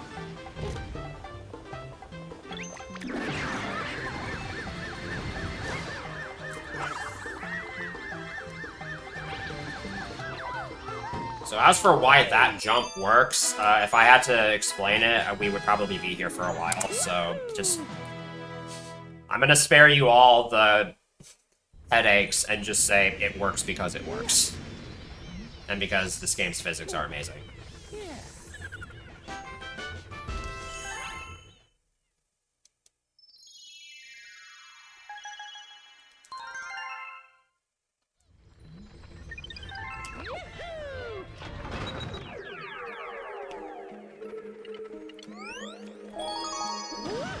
Boulder Bowl Comet is another star that's pretty much... This is just RNG the level, basically.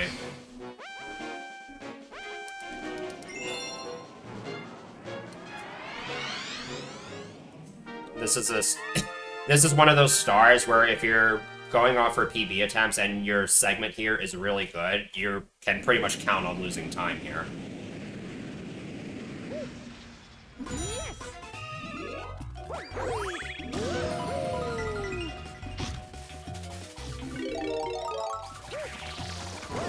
Because the crabbers just kind of do whatever they feel like doing. There isn't really any rhyme or reason to what they do.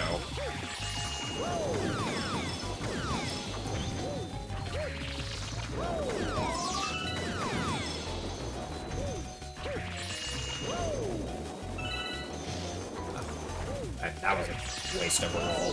This is not going super well so far.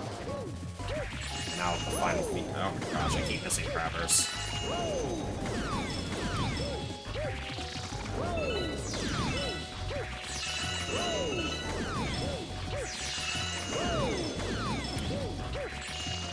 So that was definitely on the lower end of the spectrum for how this star could have gone.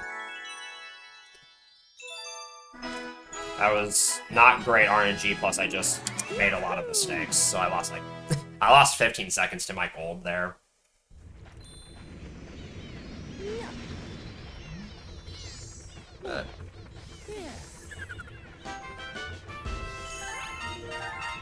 Whatever. It's fine, at the end of the day.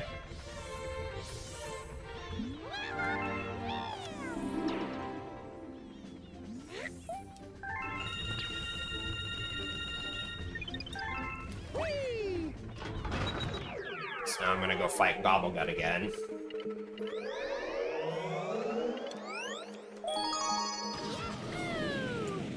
And, aside from the sketchiness in the second phase, let's just hope that this fight goes exactly the same as last time.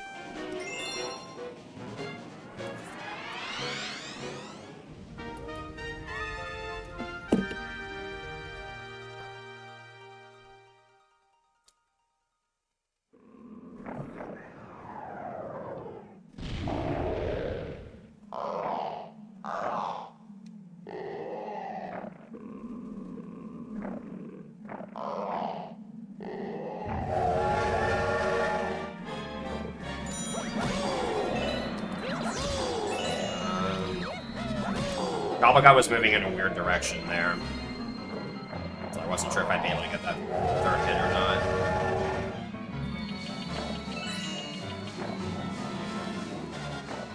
Okay, that's more like it. That was sketchy, but for a different reason. I didn't do the turnaround properly.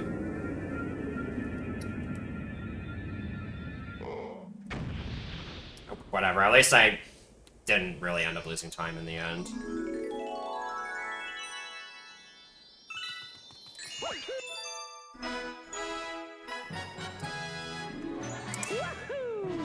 If you do that star properly, it's kind of just like an auto-scroller, where you're basically guaranteed to get the same time every time. But again, if you make one mistake, that fight usually just snowballs. And you end up losing, like, 30 seconds or more.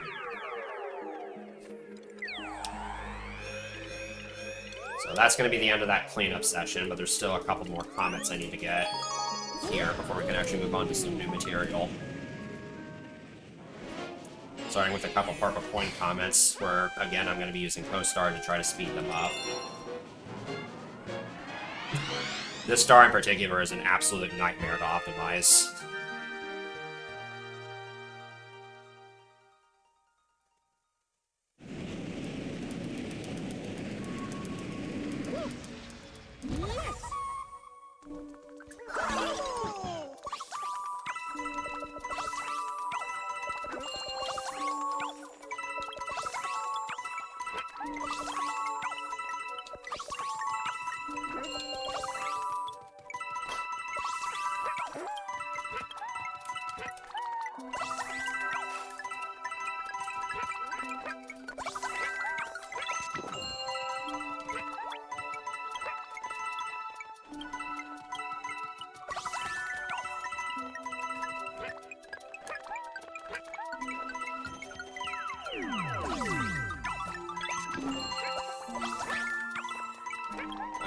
Okay, this is...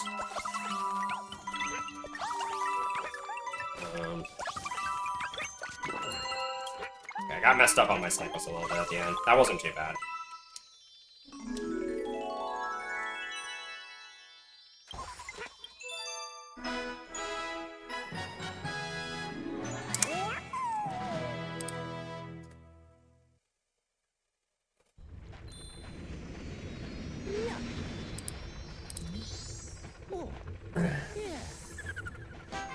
A 102 in-game time on that star is pretty good for me.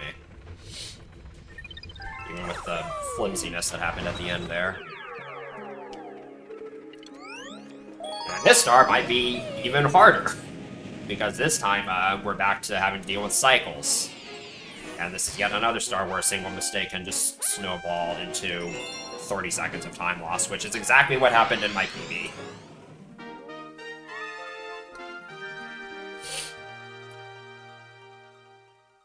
I am local recording this run, so if there's any, like, tech issues or whatever, then... there shouldn't be too many problems with that.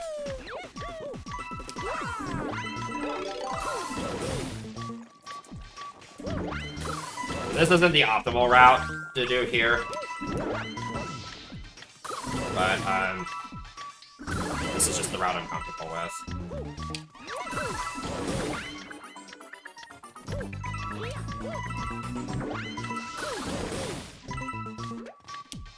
I want to give a shout out to How to Cantaloupe for coming up with this route back in like 2018, I want to say.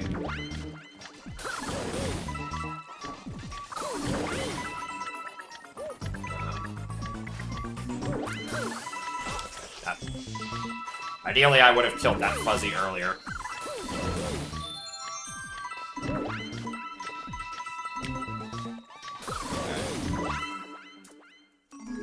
Ending was a little scuffed, but... Oh, and I got the instant star grab, let's go. That's very rare to get. It's very rare for me to get, at least, so... That saved back all the time from that scuffed ending.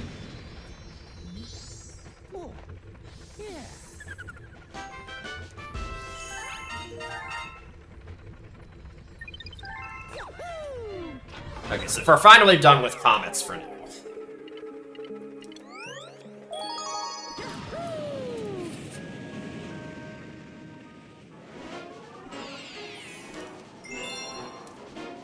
So, who here wants to see the spring mushroom? Well, I got bad news for you. Most of the star is just gonna be skipped.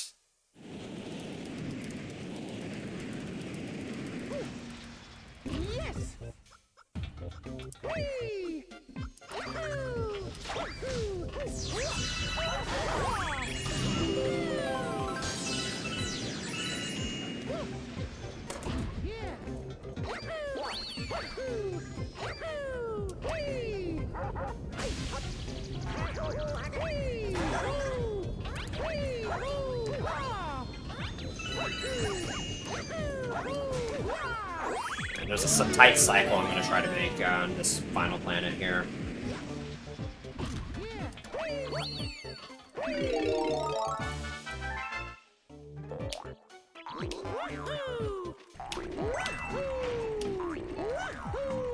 So good.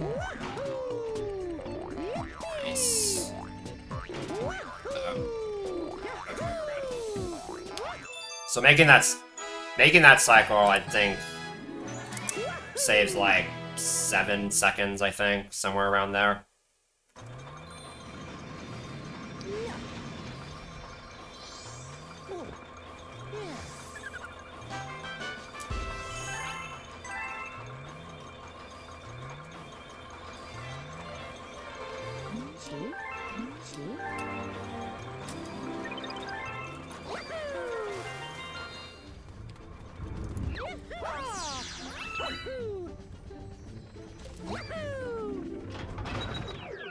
Alright, now it's time for Bowser's Gravity Golem. This has always been one of the scariest galaxies in the run, just because there's several different skips you can do here that have massive time losses potentially attached to them for messing them up. Recently, runners have started implementing a skip known as Inside the Castle that I technically know how to do, but I'm not going to go for it. So I'm just going to go for the standard Behind the Castle that's been around pretty much since this game was discovered. It was discovered by a very old-school player named Paraxade. And honestly, no idea how this was... what made them even think of attempting this, but...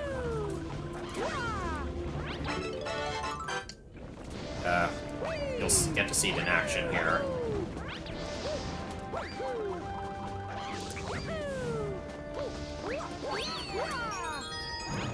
Hopefully I can get this.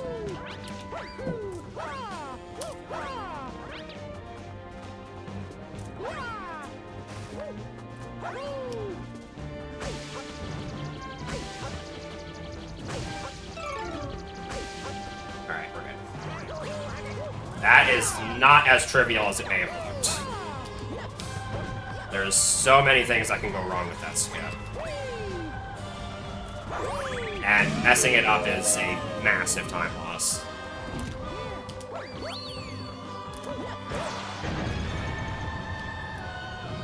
So there's a slightly faster variant of what I did there, where you can, instead of having the lava boost behind the castle, you can instead do a 3-frame long jump. Well, it's not really a 3-frame window, but it's more impressive to say it that way.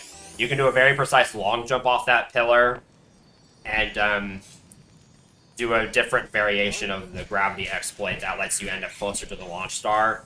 I do know how to do it, but I'm not very consistent at it, so I'm not going to bother going for it. But it does save quite a bit of additional time over what I did.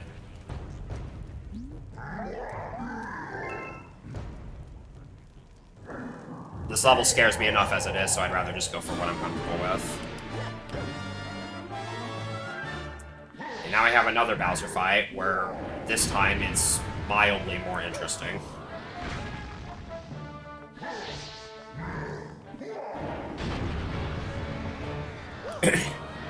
And he also throws 2 meteors instead of 1 for some stupid reason. This is the only fight in the game where that's like that.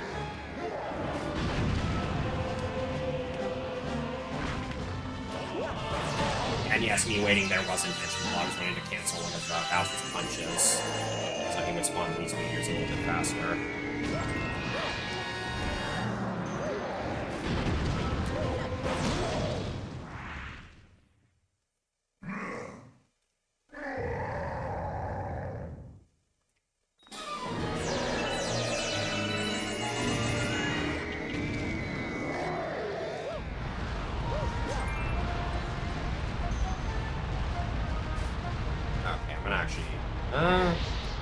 I was thinking I was gonna have to lure Bowser, but it worked out fine.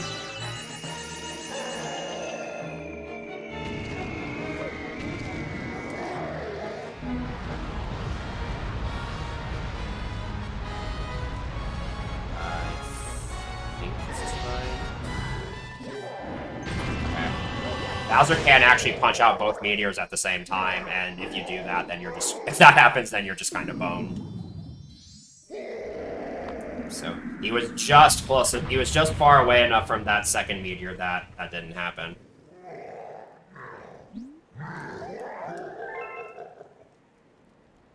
Alrighty.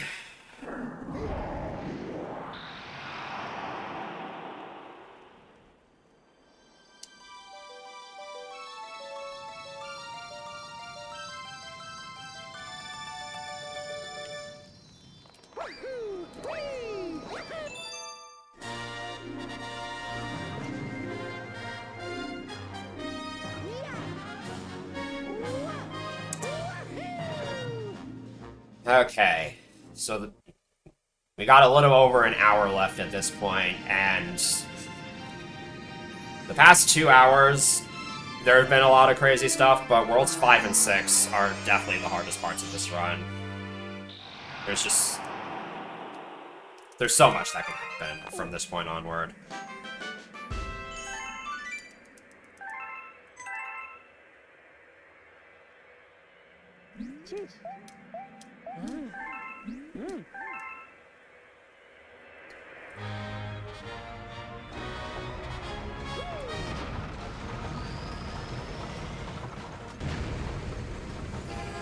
And I don't want to say anything and jinx it, but this run is on pretty good pace. So, I'll try to close it out the best that I can.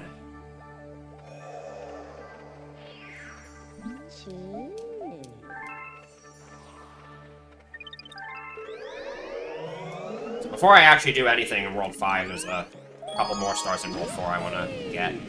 It's just better to get them now than it is to get them later.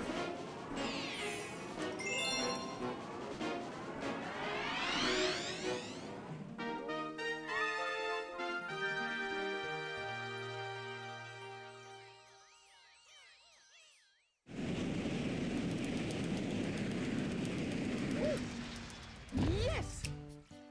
Woohoo!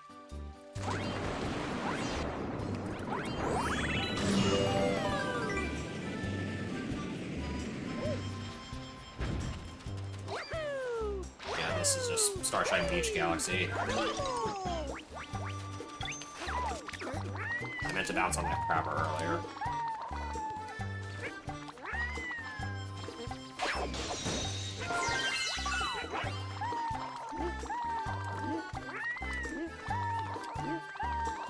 That flutter angle was not the best, but it's better to be too far back than it is to be too far forward. Because right there I only had to flutter slowly for a little bit. If you're too far forward, then you usually have to dismount off of Yoshi. And in certain situations that can be extremely bad. Easy as ever.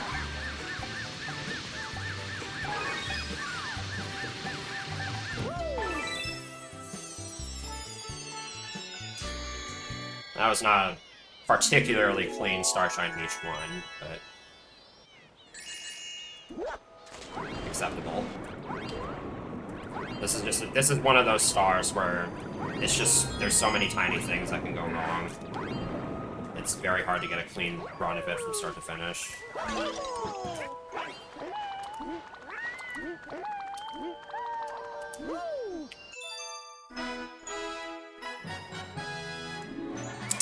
Only lost 5 seconds to gold anyway, so not a big deal.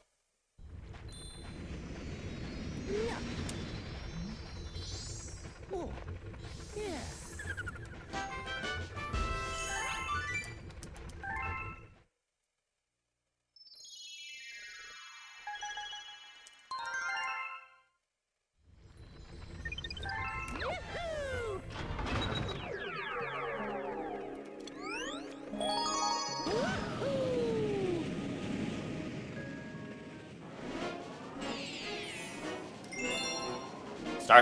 Starshine Beach 2 is another pretty fast star.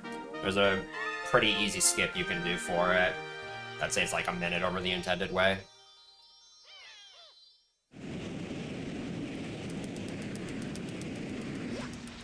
Yes! Woohoo!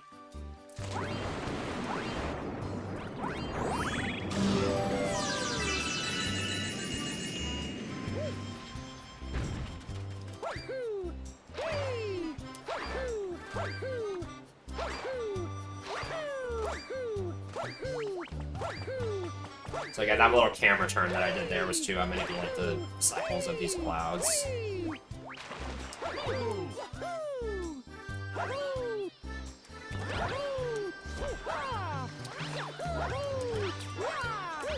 So like I said, jumping off a cloud like that, you're not supposed to be able to stand on those clouds without the cloud suit or the bee suit. But you do have like a 6-frame window. I think it's either 5 or 6 frames to jump off of it before it disappears. Which sounds tight, but it really isn't.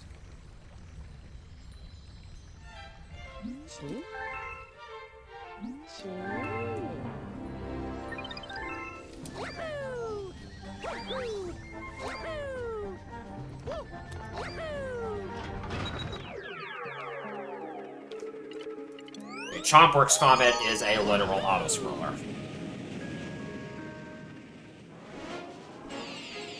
So the only thing that really matters here is not making mistakes and losing time.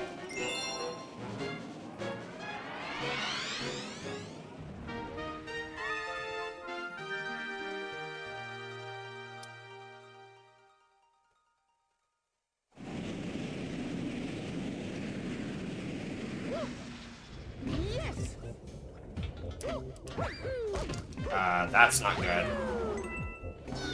Okay, I'm actually gonna turn on my second player mirror mode just in case I need to switch this jump.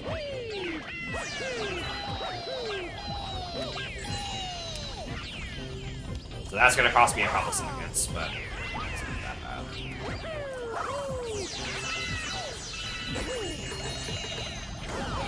I think this is gonna mean though that I am gonna get a new worst segment for this split.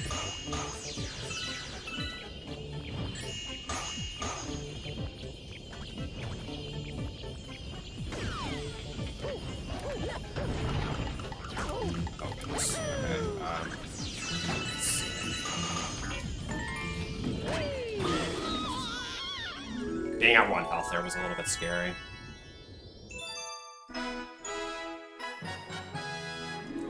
Yeah, I lost like a second. In other words, the run's dead. No. It really isn't.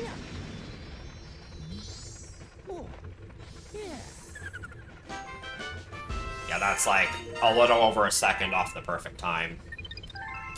And a second behind what I normally get there.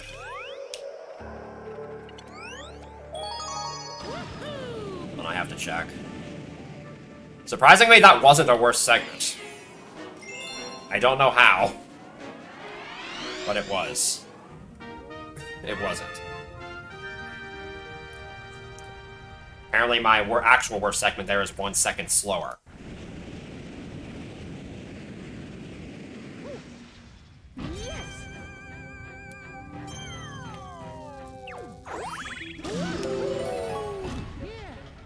So now we're able to begin World 5 in earnest.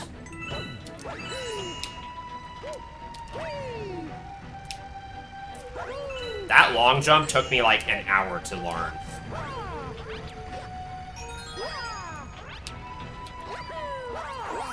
The long jump that I did at the start of that planet there. And that was like 6 years ago at this point.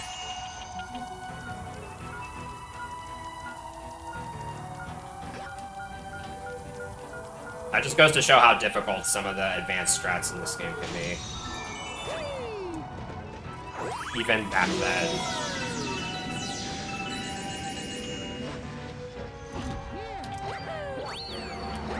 That's a checkpoint I definitely want to make sure I get.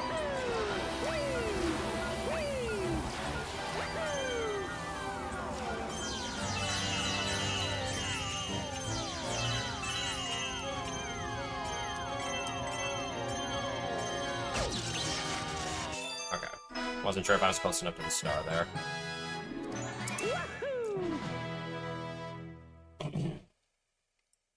Star hitboxes are weird in this game. Sometimes you can be like several feet away from them and it still counts as collecting them. And then other times it looks like you just kind of pass right through them. It's so weird.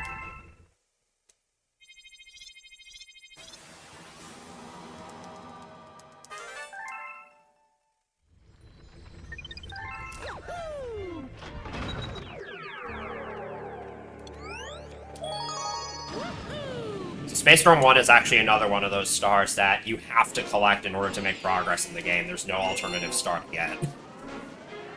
Which means nothing, but it's just funny to point out.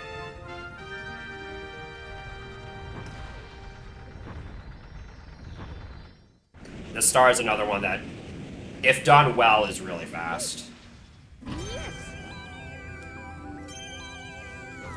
So to any fans of the GUI-based music, I'm really sorry.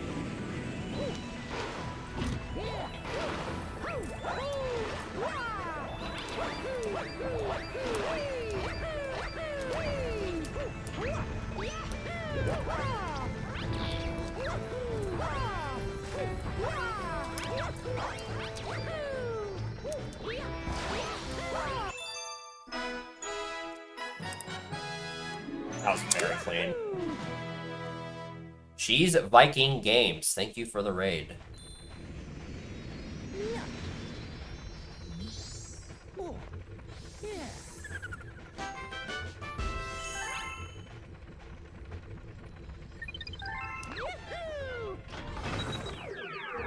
Okay. A little bit of a breather star up next. Then we get back to all, and then we can get back to all the difficult stuff.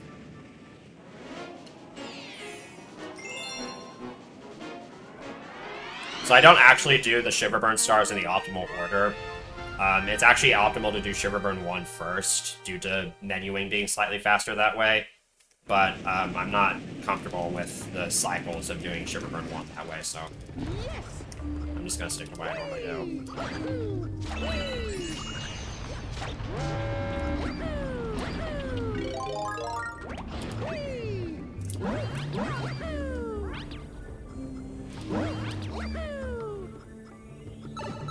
Alright, so this is going to be another chimp skating minigame, so if you want to guess what score you think I'm going to get. It's the same rules as last time, except this time the range of points to guess is from 600 to 900, but still in multiples of 10. And I think I got the exact same rotation twice in a row. Yeah, the patterns are literally the same as last time, and they can be rotating in the same ways.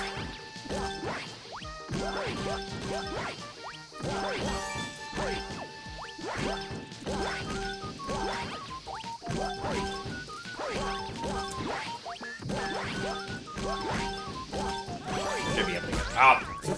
Jinx myself.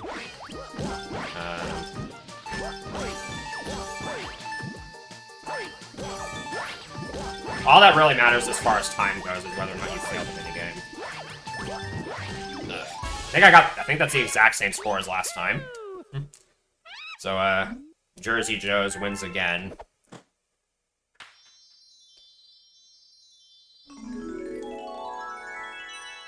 I could have gotten like 800 if I didn't get hit there and get thrown off.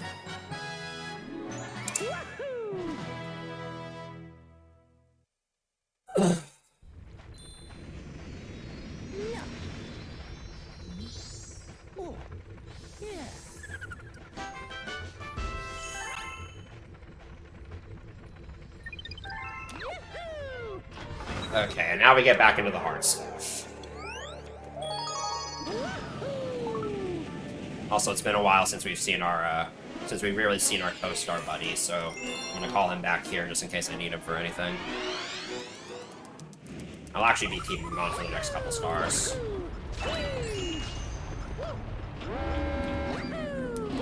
Oh my gosh. Okay, that's kind of rare, and also a little bit unfortunate. Okay, that doesn't cause any problems. Should still be good.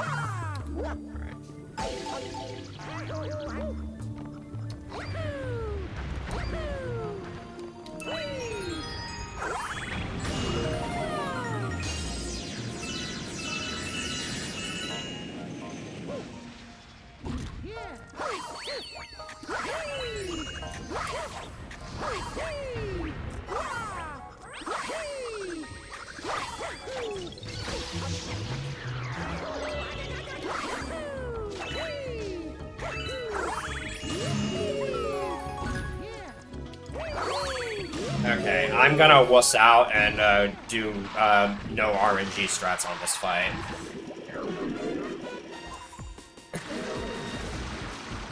Because this is really good pace and I don't want to ruin it. So, I'm gonna intentionally skip hitting that first coconut and then hit the second one from far away. And doing the fight this way basically is it allows me to minimize the RNG, but it is about 10 seconds slower than the alternative strat. Oh, goodness.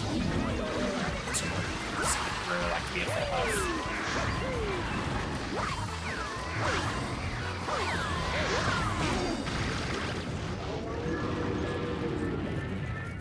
Like I said, a big part of running this game just comes down to doing what you're comfortable with.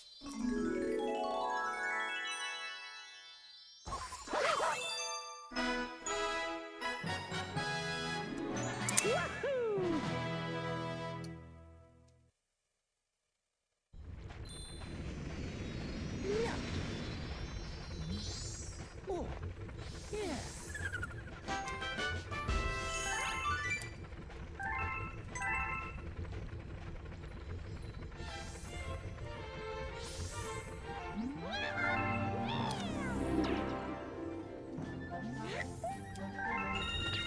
So 150 of the star bits I need for all the Hungry Luma galaxies actually come from those mail toad letters. So that's kind of an interesting part of this run, I guess you could say. Okay, so the first star I'm going to do here, Blue Moon 1, is one of those, like, borderline stars that is technically fast enough for any percent, but only under, like, certain conditions. And depending on what other stars you do.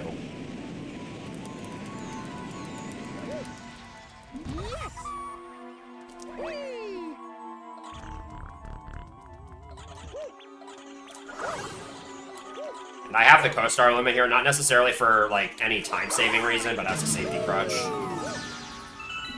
Nice, I got a frame-perfect camera cancel there. That's a place where you normally can't go into first-person mode, but you still can, but it has to be frame-perfect. So that jump is really tight, and everything below me is dark matter and instantly kills you. So, I could have used the co-star limit to grab that checkpoint. There's a funky-looking skip.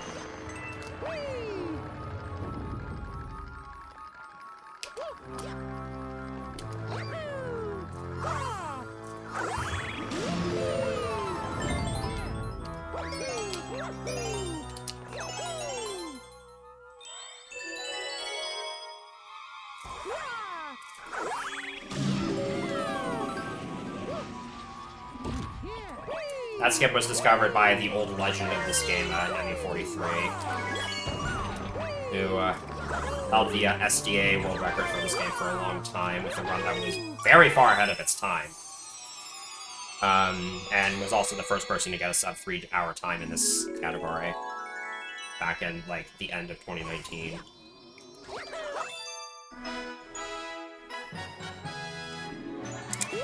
Without Nemi, there's just no way this game would be anywhere near where it is today, I don't think.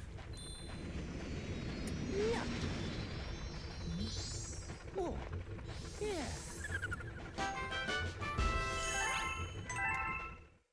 He pioneered a lot of different strats, and really pushed this game beyond what anybody else could for a long time.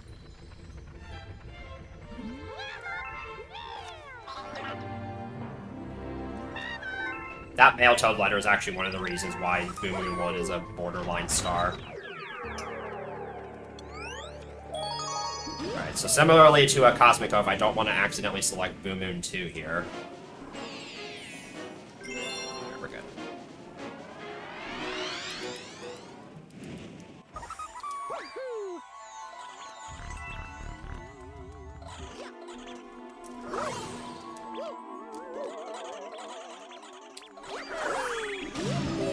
Getting the hidden star here, and this star mostly just kind of revolves around waiting on these snake blocks. I'm not able to do that fancy skip again.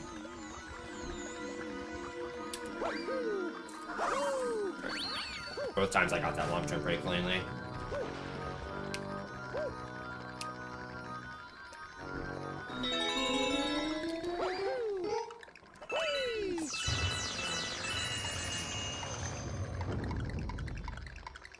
should be able to... Now, wait until the end of the start.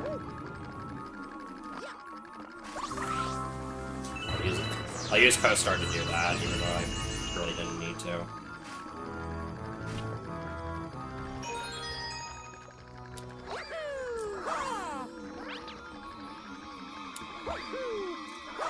So if you're playing this game casually, I would highly recommend just doing that instead of actually trying to ride that snake block the intended way. It saves a lot of time and honestly just makes that star so much easier. Oh, yeah.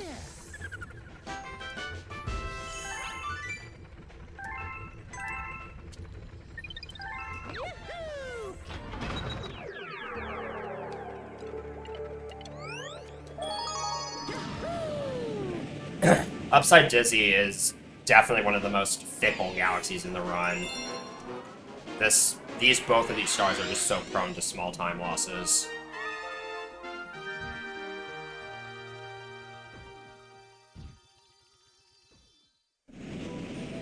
It's not uncommon for top level runners to get here and lose like just 20 seconds on both these stars combined.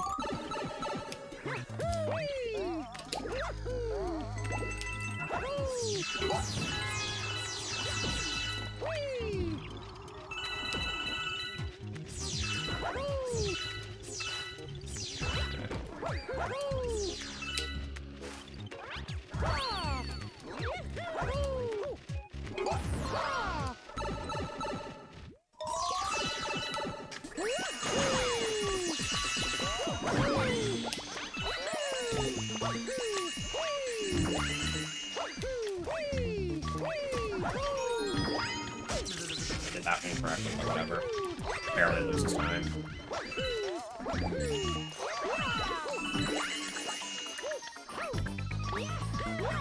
Okay.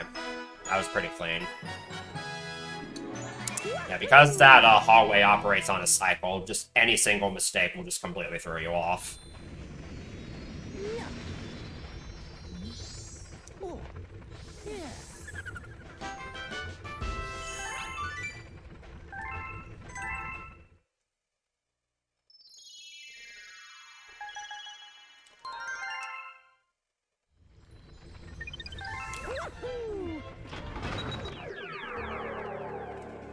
Time for the secret star, which, much like Right Side Down, this is just going to be another box burning minigame.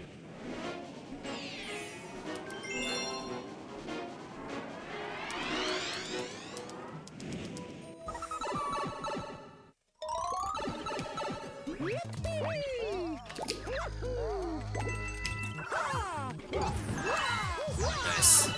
Okay, and that first part is really good.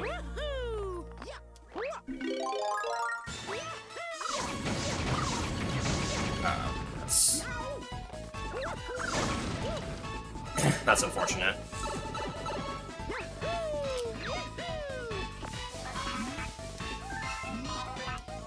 At least I backed it up pretty nicely.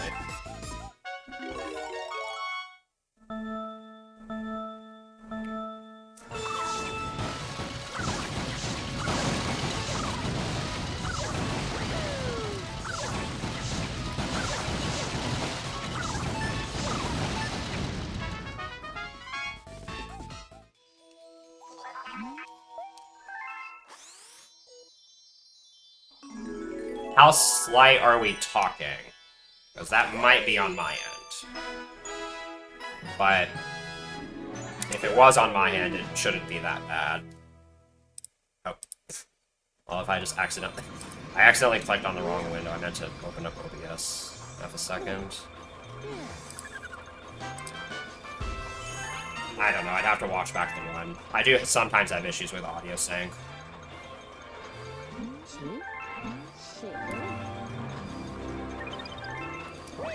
I am local recording this run in case there's any, like, tech issues.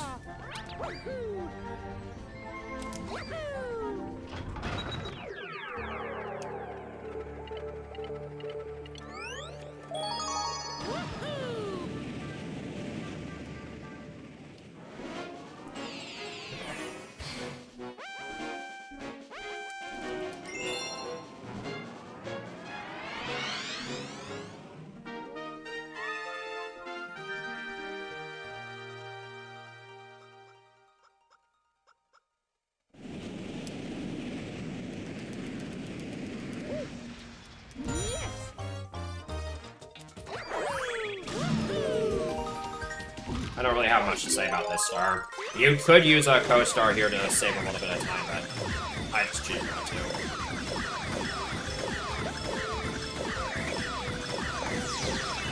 Mostly because if you do choose co-star, then you have to move around by skating, which makes turning a lot harder. So,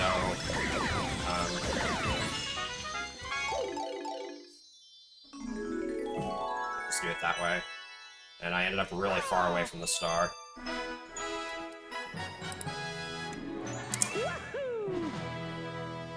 Okay.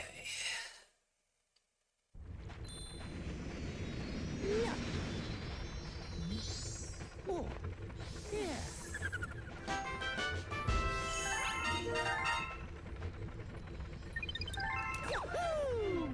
Bowser Jr.'s Boom Bunker is not necessarily a difficult level, but a very stressful level.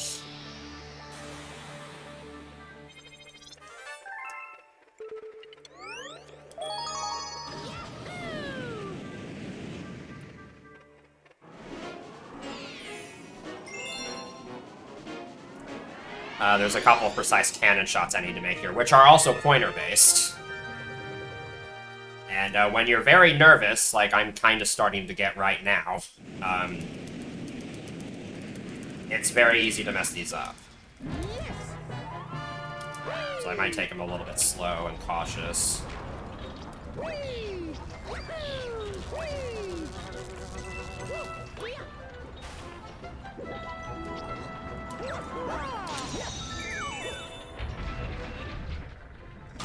That should be good. That might be a little high.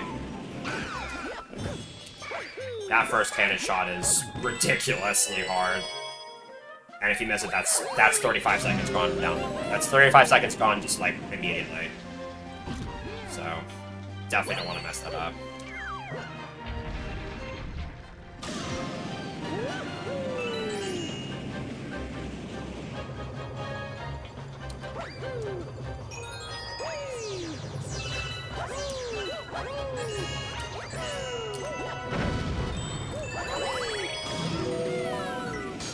Okay, made it through there with basically no hiccups. Now I gotta do the boss fight. Boom's Day.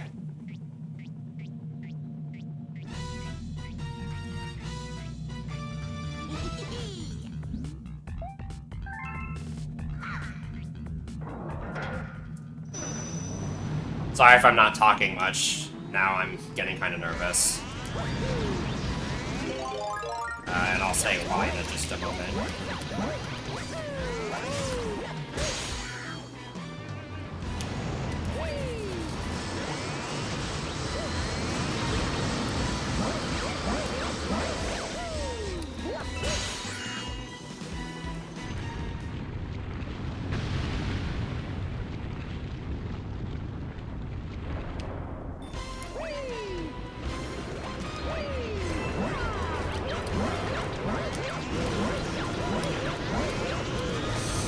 That almost ended horribly.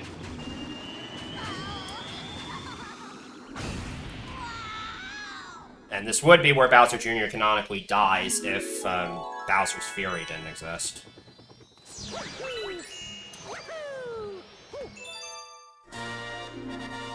World record is not possible. My best possible time is almost 4 minutes behind that. But I am on my best pace ever. That was my first ever sub 220 World 5. But that doesn't really matter because World 6 is where all runs go to die.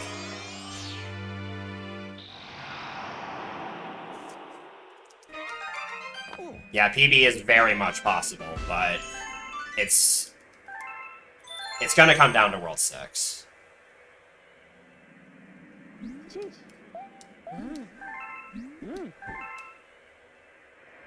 I'll try not to let it get to me too much. Like, I'm not gonna be disappointed if this run doesn't PB. Because I can always get another run back here.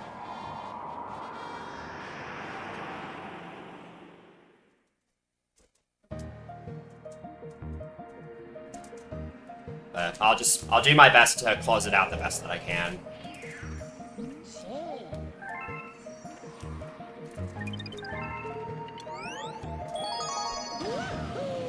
Okay, Melty Monster is probably the hardest part of Hill 6. This is three insanely difficult stars back to back, especially if you go for all the advanced strats. And basically any mistake kills your run. Or like any significant mistake, like a death.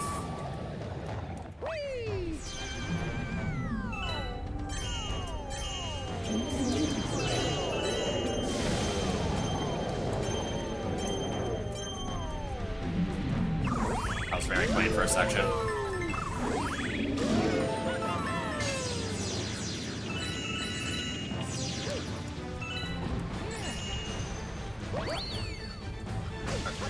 Very close to... I came very close to hitting a lava wall there, which would have been really bad.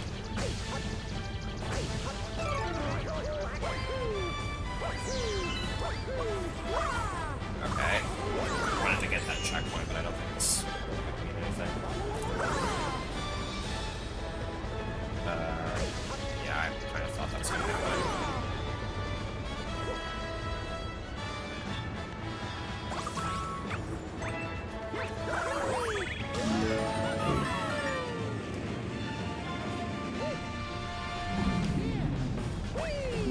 Made the tornado cycle at least. They kind of flubbed a little bit after that.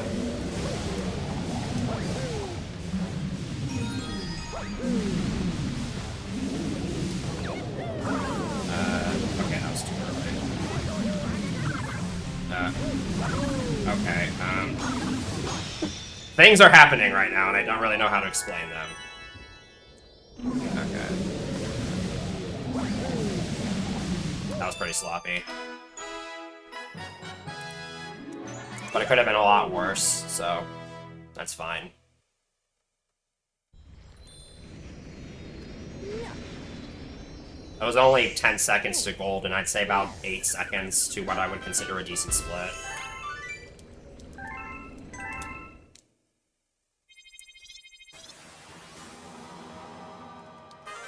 The next star is the one to really be concerned about.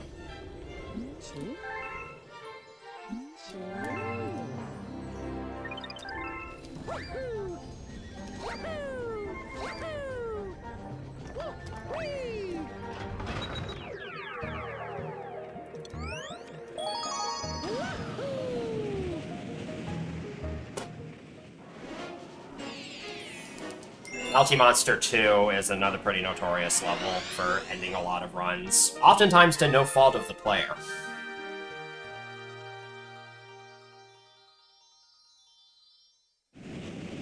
I'm pretty sure the starship was actually Lubba's idea. Or at least that's what he says at the start of the game.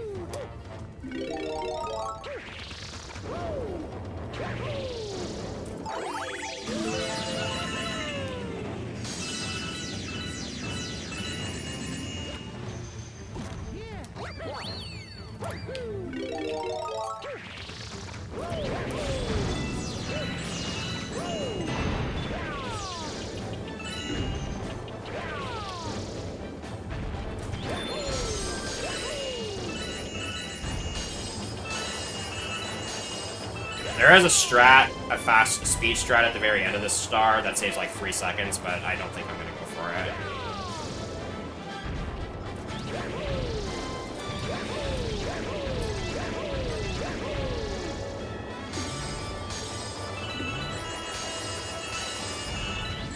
Yeah, there's a strat called Zigzag Skip where you can skip having to hit those fences.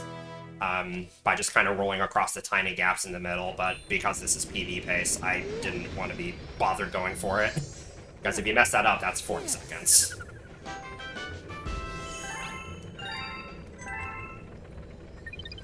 But also, if you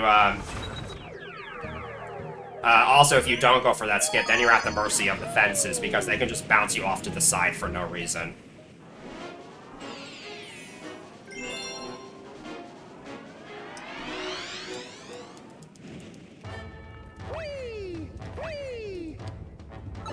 And then similarly with this star, there's some tech you can do to save time on some of these ramp jumps by skipping the ramp animation and just jumping to the next platform, but I'm not going to be going for any of that. Which is... It's a very risky strat to go for, but it's kind of a big deal, because if you get a bunch of ramp jumps, then you can save, like, 10 seconds. But I'm just going to play it safe.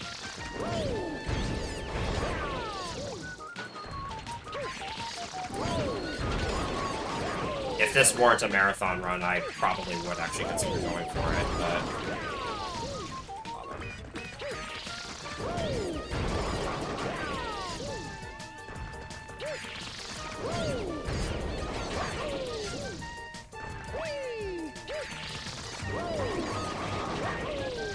So, aside from the 3 pins that I intentionally skipped, by not going for that 1 ramp skip and not waiting out the cycle, that was technically a perfect score run. You only have 6 spare pins for that entire star. So yeah, by not going for risky strats on the past 2 stars, I did lose 13 seconds to golds, but especially because this is a marathon run, I'd rather just get through those stars with as little damage as possible. And I'd say I did that pretty well. So thankfully, we're out of Melting Monster now, so I don't have to worry about that galaxy anymore.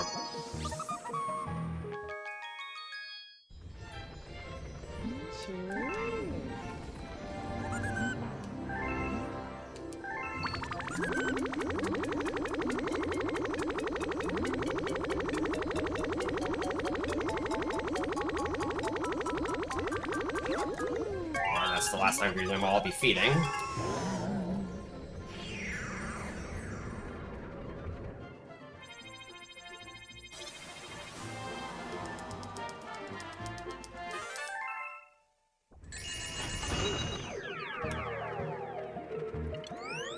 The next couple stars are pretty straightforward. There isn't a whole lot to say about them.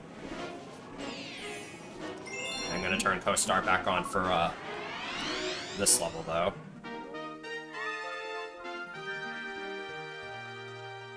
And this is, again, just to save like half a second by breaking the Yoshi egg.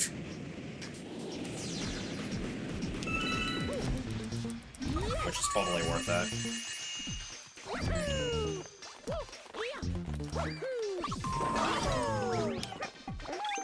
I kind of want to point this out, though, because it might be kind of subtle if you aren't noticing it. But because some of the actions that the Co-Star Luma does involve shaking, and I'm playing with 2 Wii Remotes Velcro strapped together. So if I shake one Wii Remote, I'm very likely going to end up shaking the other. So I had to do a spin cancel long jump there in order to not lose too much speed.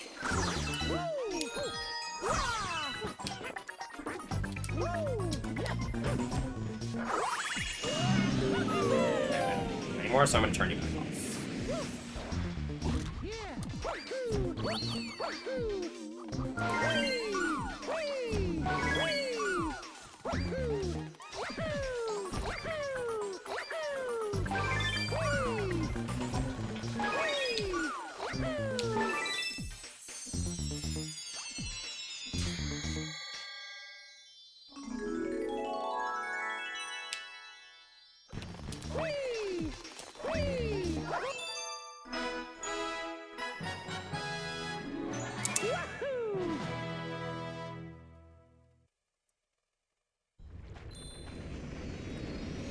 Okay, the next star is very much a resident sleeper level, which is very nice in a run like this. It's kind of it gives you a little bit of a break.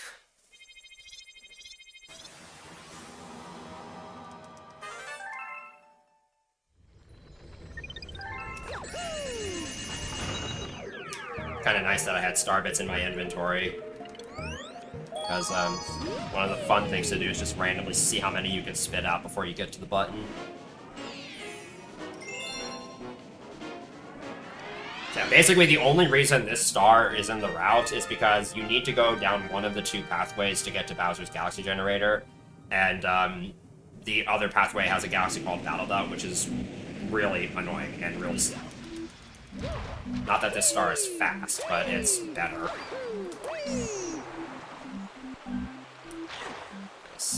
That's like the only speed strat in this level.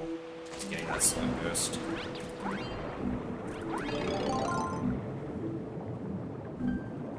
So how's everybody doing today?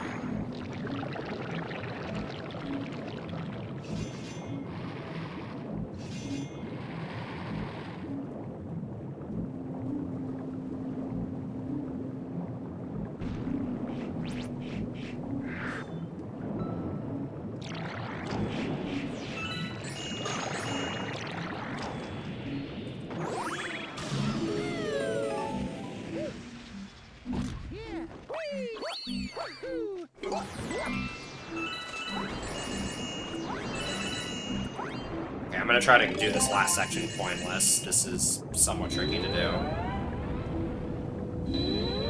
You have just barely enough room to get around these coins. You also can't bonk onto the shell, into the walls head on with the shell, because then you just lose the shell, and that's a bunch of time loss.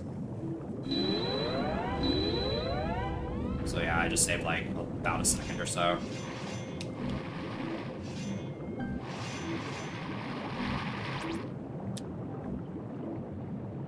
Let's see if I can get this.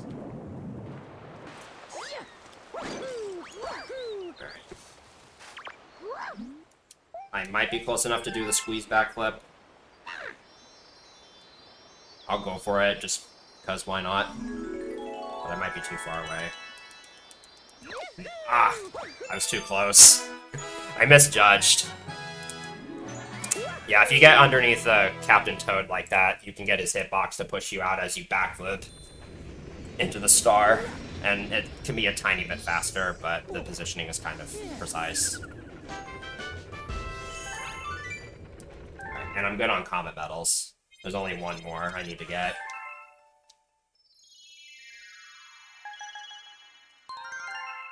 Okay. So it doesn't get any easier from here.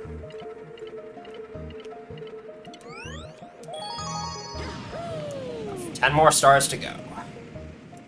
Starting with Clockwork Ruins. So this is going to be another Coin Luma star, and I can speed it up quite a bit by using Co-Star. But there's also a lot of cycles to worry about here, and dying here is really bad because it screws up the cycles in a way that's pretty much impossible to recover from.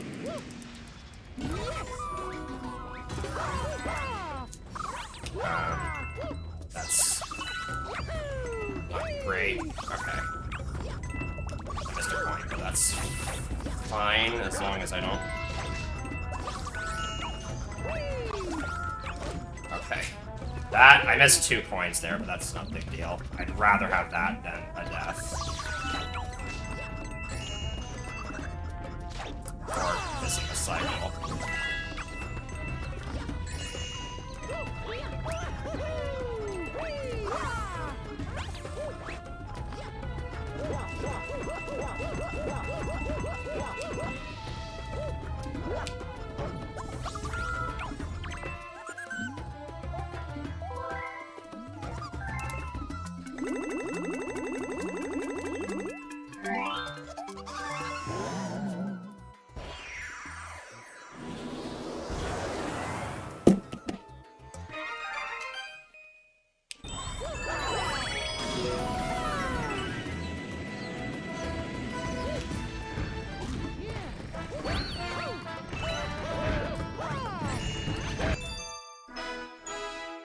So not the fastest star, but this gives me access to Throwback Galaxy, which has fast stars. It's worth doing.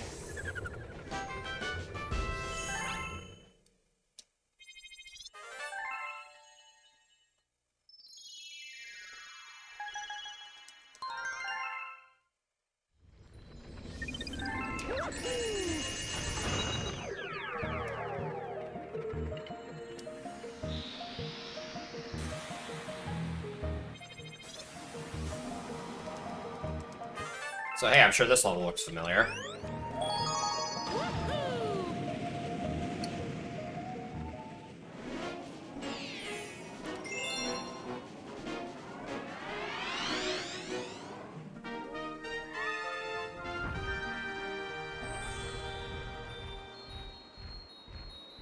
OMG, I'm 2.5 hours into the run and I'm still on Womps. I'm a bad speedrunner.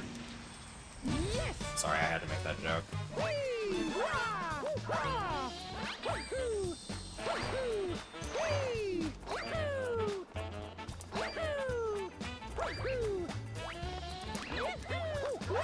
This part's really bad.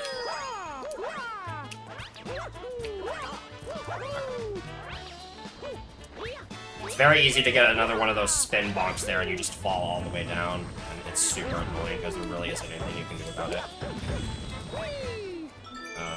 Frame perfect ground pound? Oh, my ground pound input was slightly too late.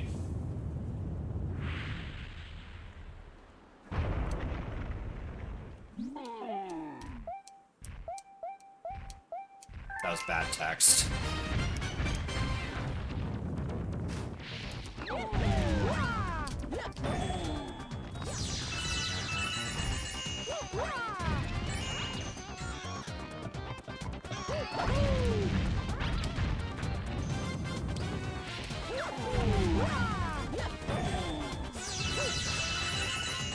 Not a whole lot to say about this King Womp fight.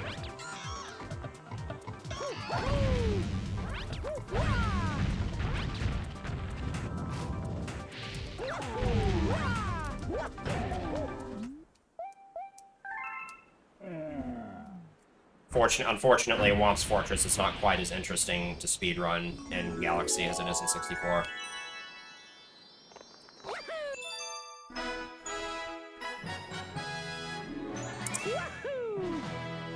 At least that first star is. Throwback 2 and Comet are a bit more interesting.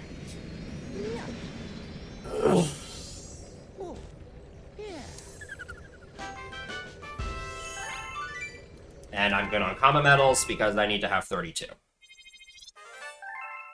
And the reason why is actually for this Galaxy's Comet, because that requires 32 Comet medals.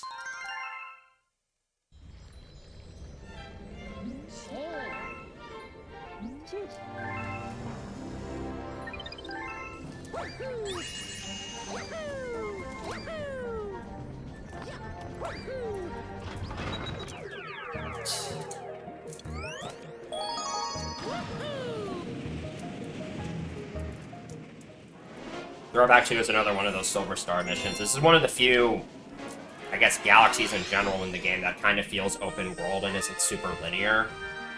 And this star definitely takes advantage of that. So as a result, in the speedrun, this star looks pretty cool.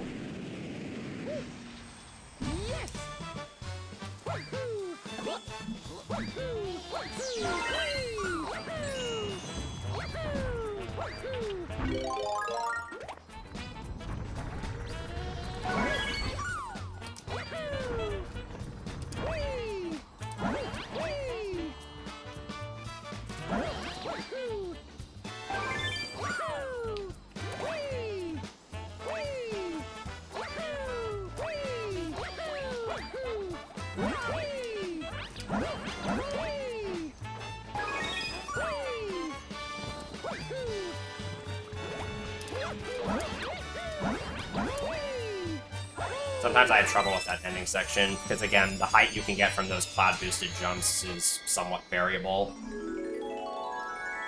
It really just comes down to timing.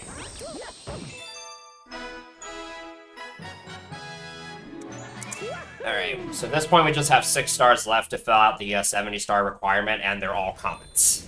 So this will be the third and final backtracking session of the run.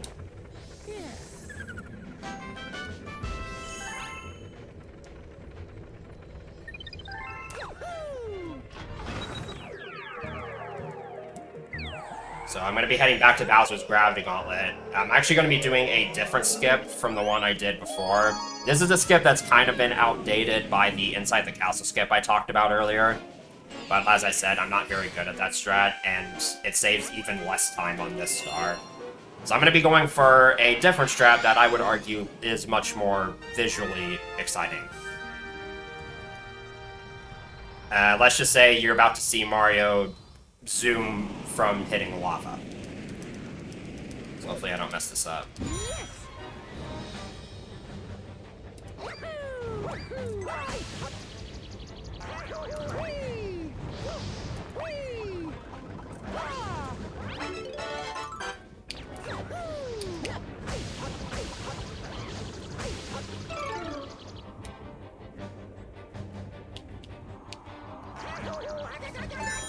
Yeah, there's that.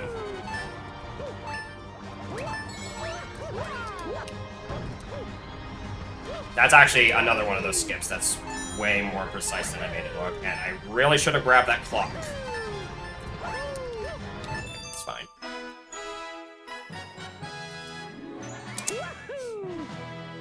You have to do direction changes at very precise times in order to get pulled into the gravity the right way. And if you fail it and die, that's 30 seconds.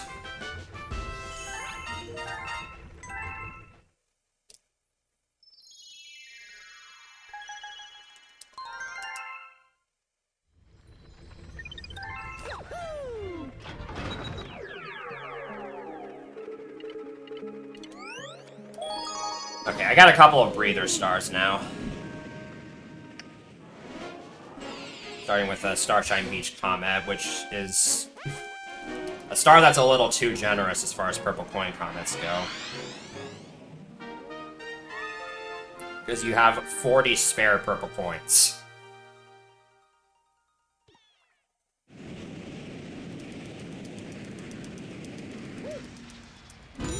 I don't think so. I don't think anybody's ever really attempted to, like, visualize the gravity spheres of, like, all the planets and stuff.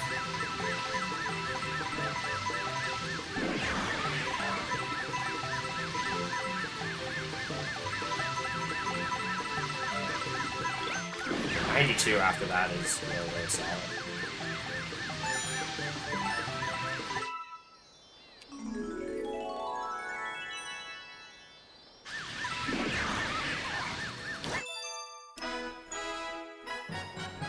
Yeah, there's a lot of things about this game we don't really understand. Like, I've always been interested in seeing the Gravity Gauntlet skips with, like, alternate camera angles, just so you can kind of see what's going on behind the scenes, so to speak. And recently we actually did have a runner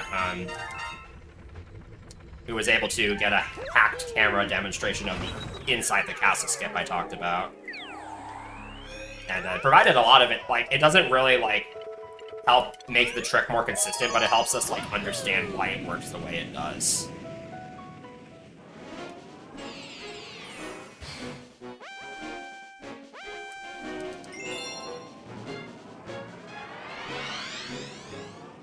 So, it's kind of cool to see stuff like that. I'm kind of one of those people who likes to understand why glitches and tricks and speedruns work the way they do. That's why I like Bismuth's channel so much. How's Bismuth?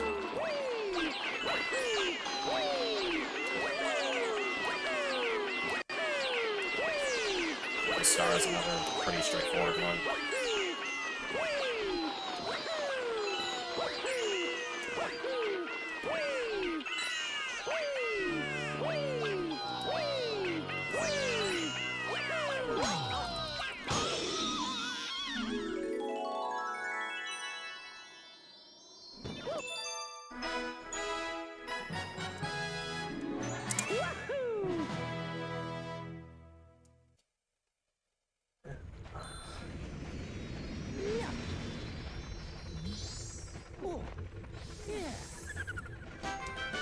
Yeah, I think there is, at least for the first Galaxy game, I think there was a decomp project going on. I'm not entirely sure. Because it would be nice to understand why things like the Boulder Bowl letter soft lock happen. But the problem is just, you know, decompiling a game like this is much more difficult than decompiling a game like Mario 64, for instance. Oh yeah, I can get a free 2p time save here as well. Or at least I can go for one. By the way, on the Anguish version of this game, it says that the blocks are moving in double time. It's actually 4 times as fast. And I just completely forgot to go for the 2p shot there. Whatever. So yeah, this game just... The star just straight up lies to you. This part's really, really scary. Okay. I kind of played it safe at the end there.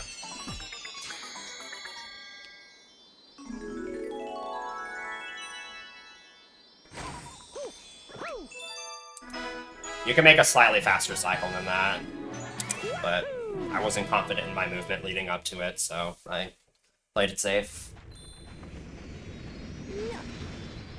Definitely the right call.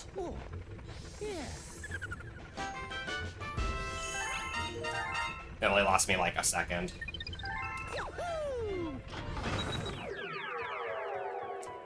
Alright, so now we're gonna go back to World 6 and get the last 2 comets. So here's Throwback Comet. It's just Throwback 2 again, but with a timer. Like, a lot of the comets have kind of been similar to previous stars, but like there's been like slight differences in strats. No, this is like almost the exact same thing. The only difference is that the cycles at the beginning are slightly different, because the intro cutscenes show different parts of the level. And again, if stuff isn't on camera, then it doesn't move. So making this cycle's a little bit tight. But if you make that, then the rest of the level's just the same.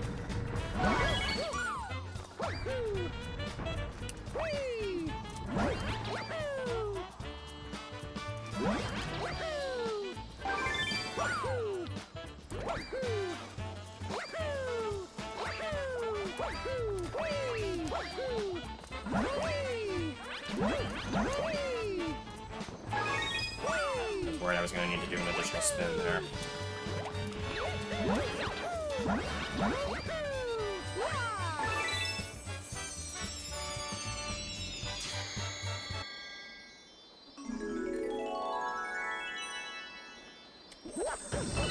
Oh, I grabbed a star bit at the last second.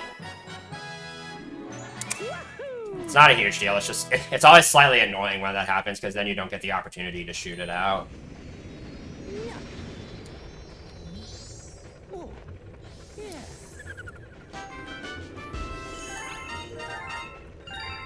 Yeah, I grabbed 2 at the last second. Alright, just one more star before Galaxy Generator. And you would think this is somewhat of an anticlimactic star, to be the 70th, but it's pretty difficult because there's a lot of multitasking involved, and I'm using Co-Star in order to kill a lot of these extra Octumbas, which makes it even more difficult. Now there's just a lot going on in this star at once, so it takes a lot of focus.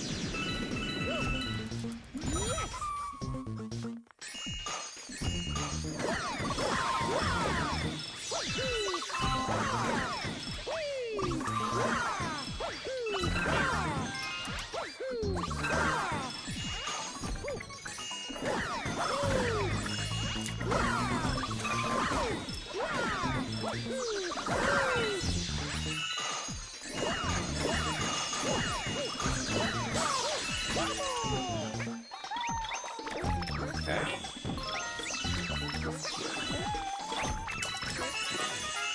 That was pretty solid.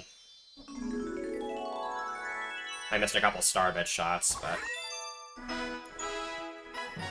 Yeah, getting a clean learn of that star is just hard.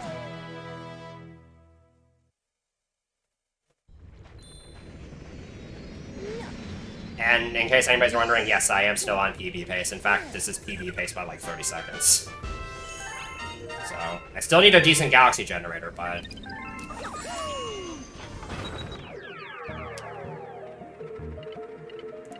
Alright, you guys ready for the hardest skip in the game?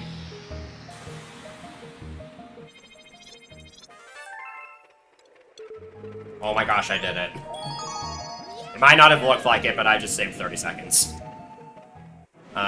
So that skip was known as a Purple Idiot skip. It was found by Oddme in 2015. Definitely a crowning moment of his speedrunning career. Definitely go check out Oddme, by the way. He doesn't stream a whole lot these days, but he's a very, very talented multi-Mario runner. He runs pretty much all Mario games, and he's very good at all of them. Anyways, this is Galaxy Generator. This is a really good final level. There's a lot of really cool strats you get to do here.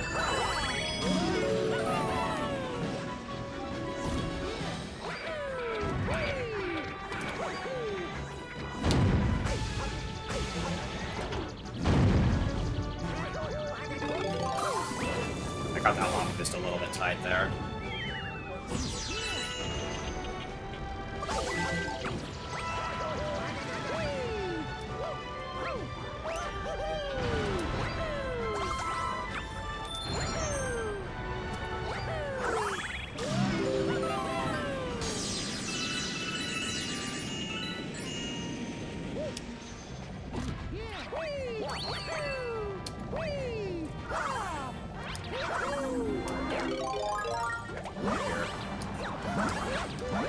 This cylinder planet is another really tricky one, because all these bullet bills like to just mess you up.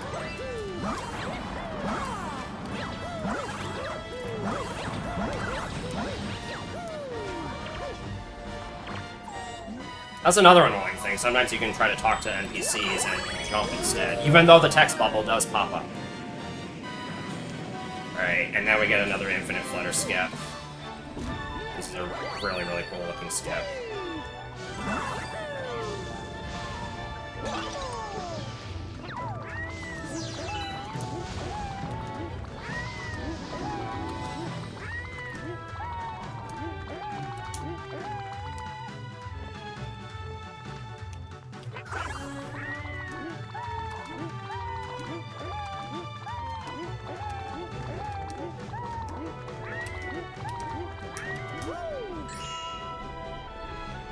I'm barely missing top shelf.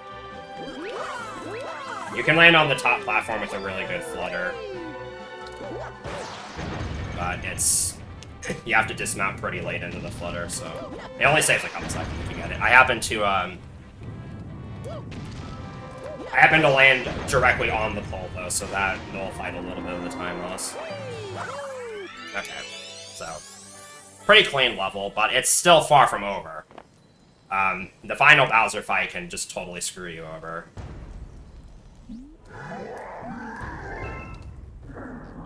And so, in fact, just a couple months ago, I had a run that was on slightly worse pace than this, but still PB pace, and it choked to the final Bowser fight.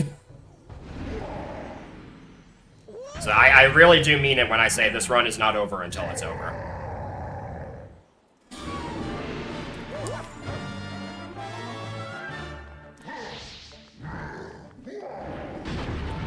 Because the thing with this final Bowser fight, or at least with this third Bowser fight, is that Bowser pulls out his punches very, very quickly, so you have very little time to react. And there's also just a lot of crap you have to dodge and stuff.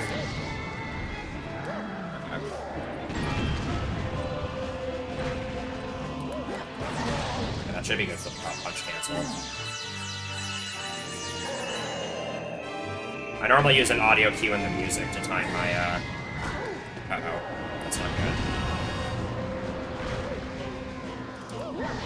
Okay.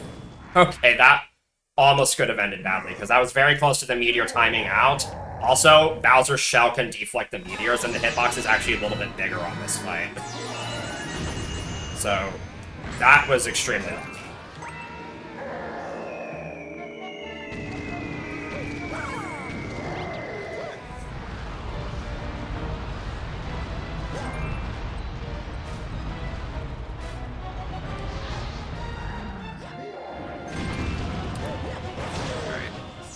That third hit is definitely the hardest one to hit.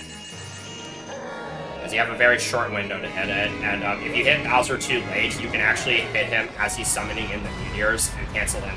And you can cancel that attack by accident, so you just go straight into the fire-breathing attack. And that's really bad. Okay. So we're almost done. I'm not going to bother making the jokes about how the run's almost over and time's coming up and stuff like that, because we've all heard those jokes a million times. Yeah, basically, as long as I don't lose 20 seconds on the actual final Bowser fight, this is going to be a PB. And it might actually be Nemi Pop.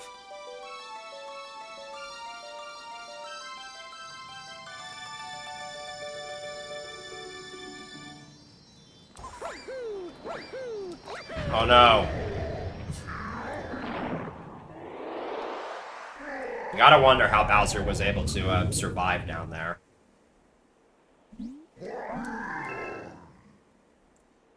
Alright, just don't choke.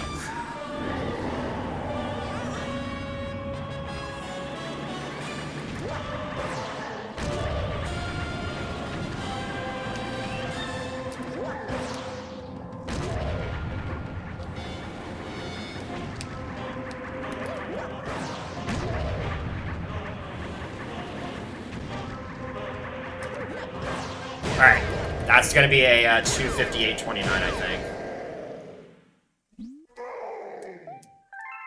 So that's a PB by about 25 seconds. I cannot believe I just did that.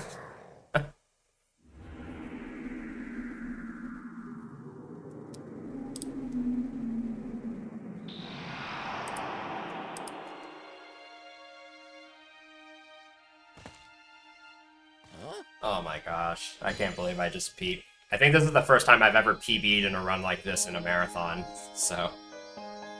That was a really, really good run.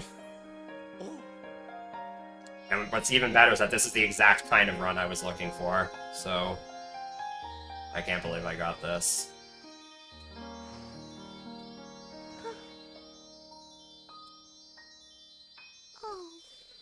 Alright, get ready, and... time! There we go. That's what I'm talking about. Oh, man.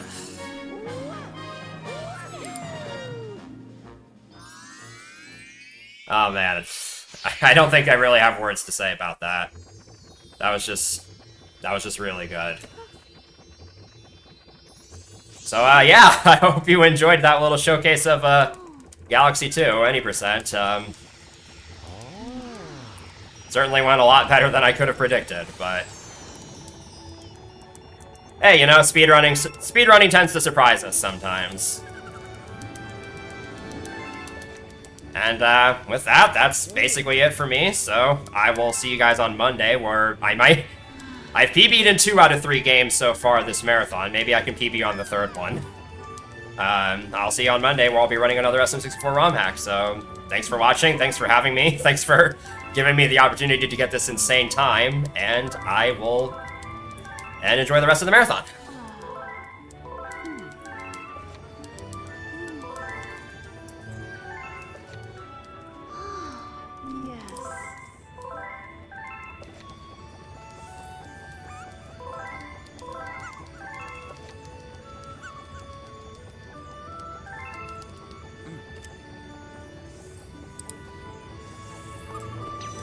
Oh my gosh.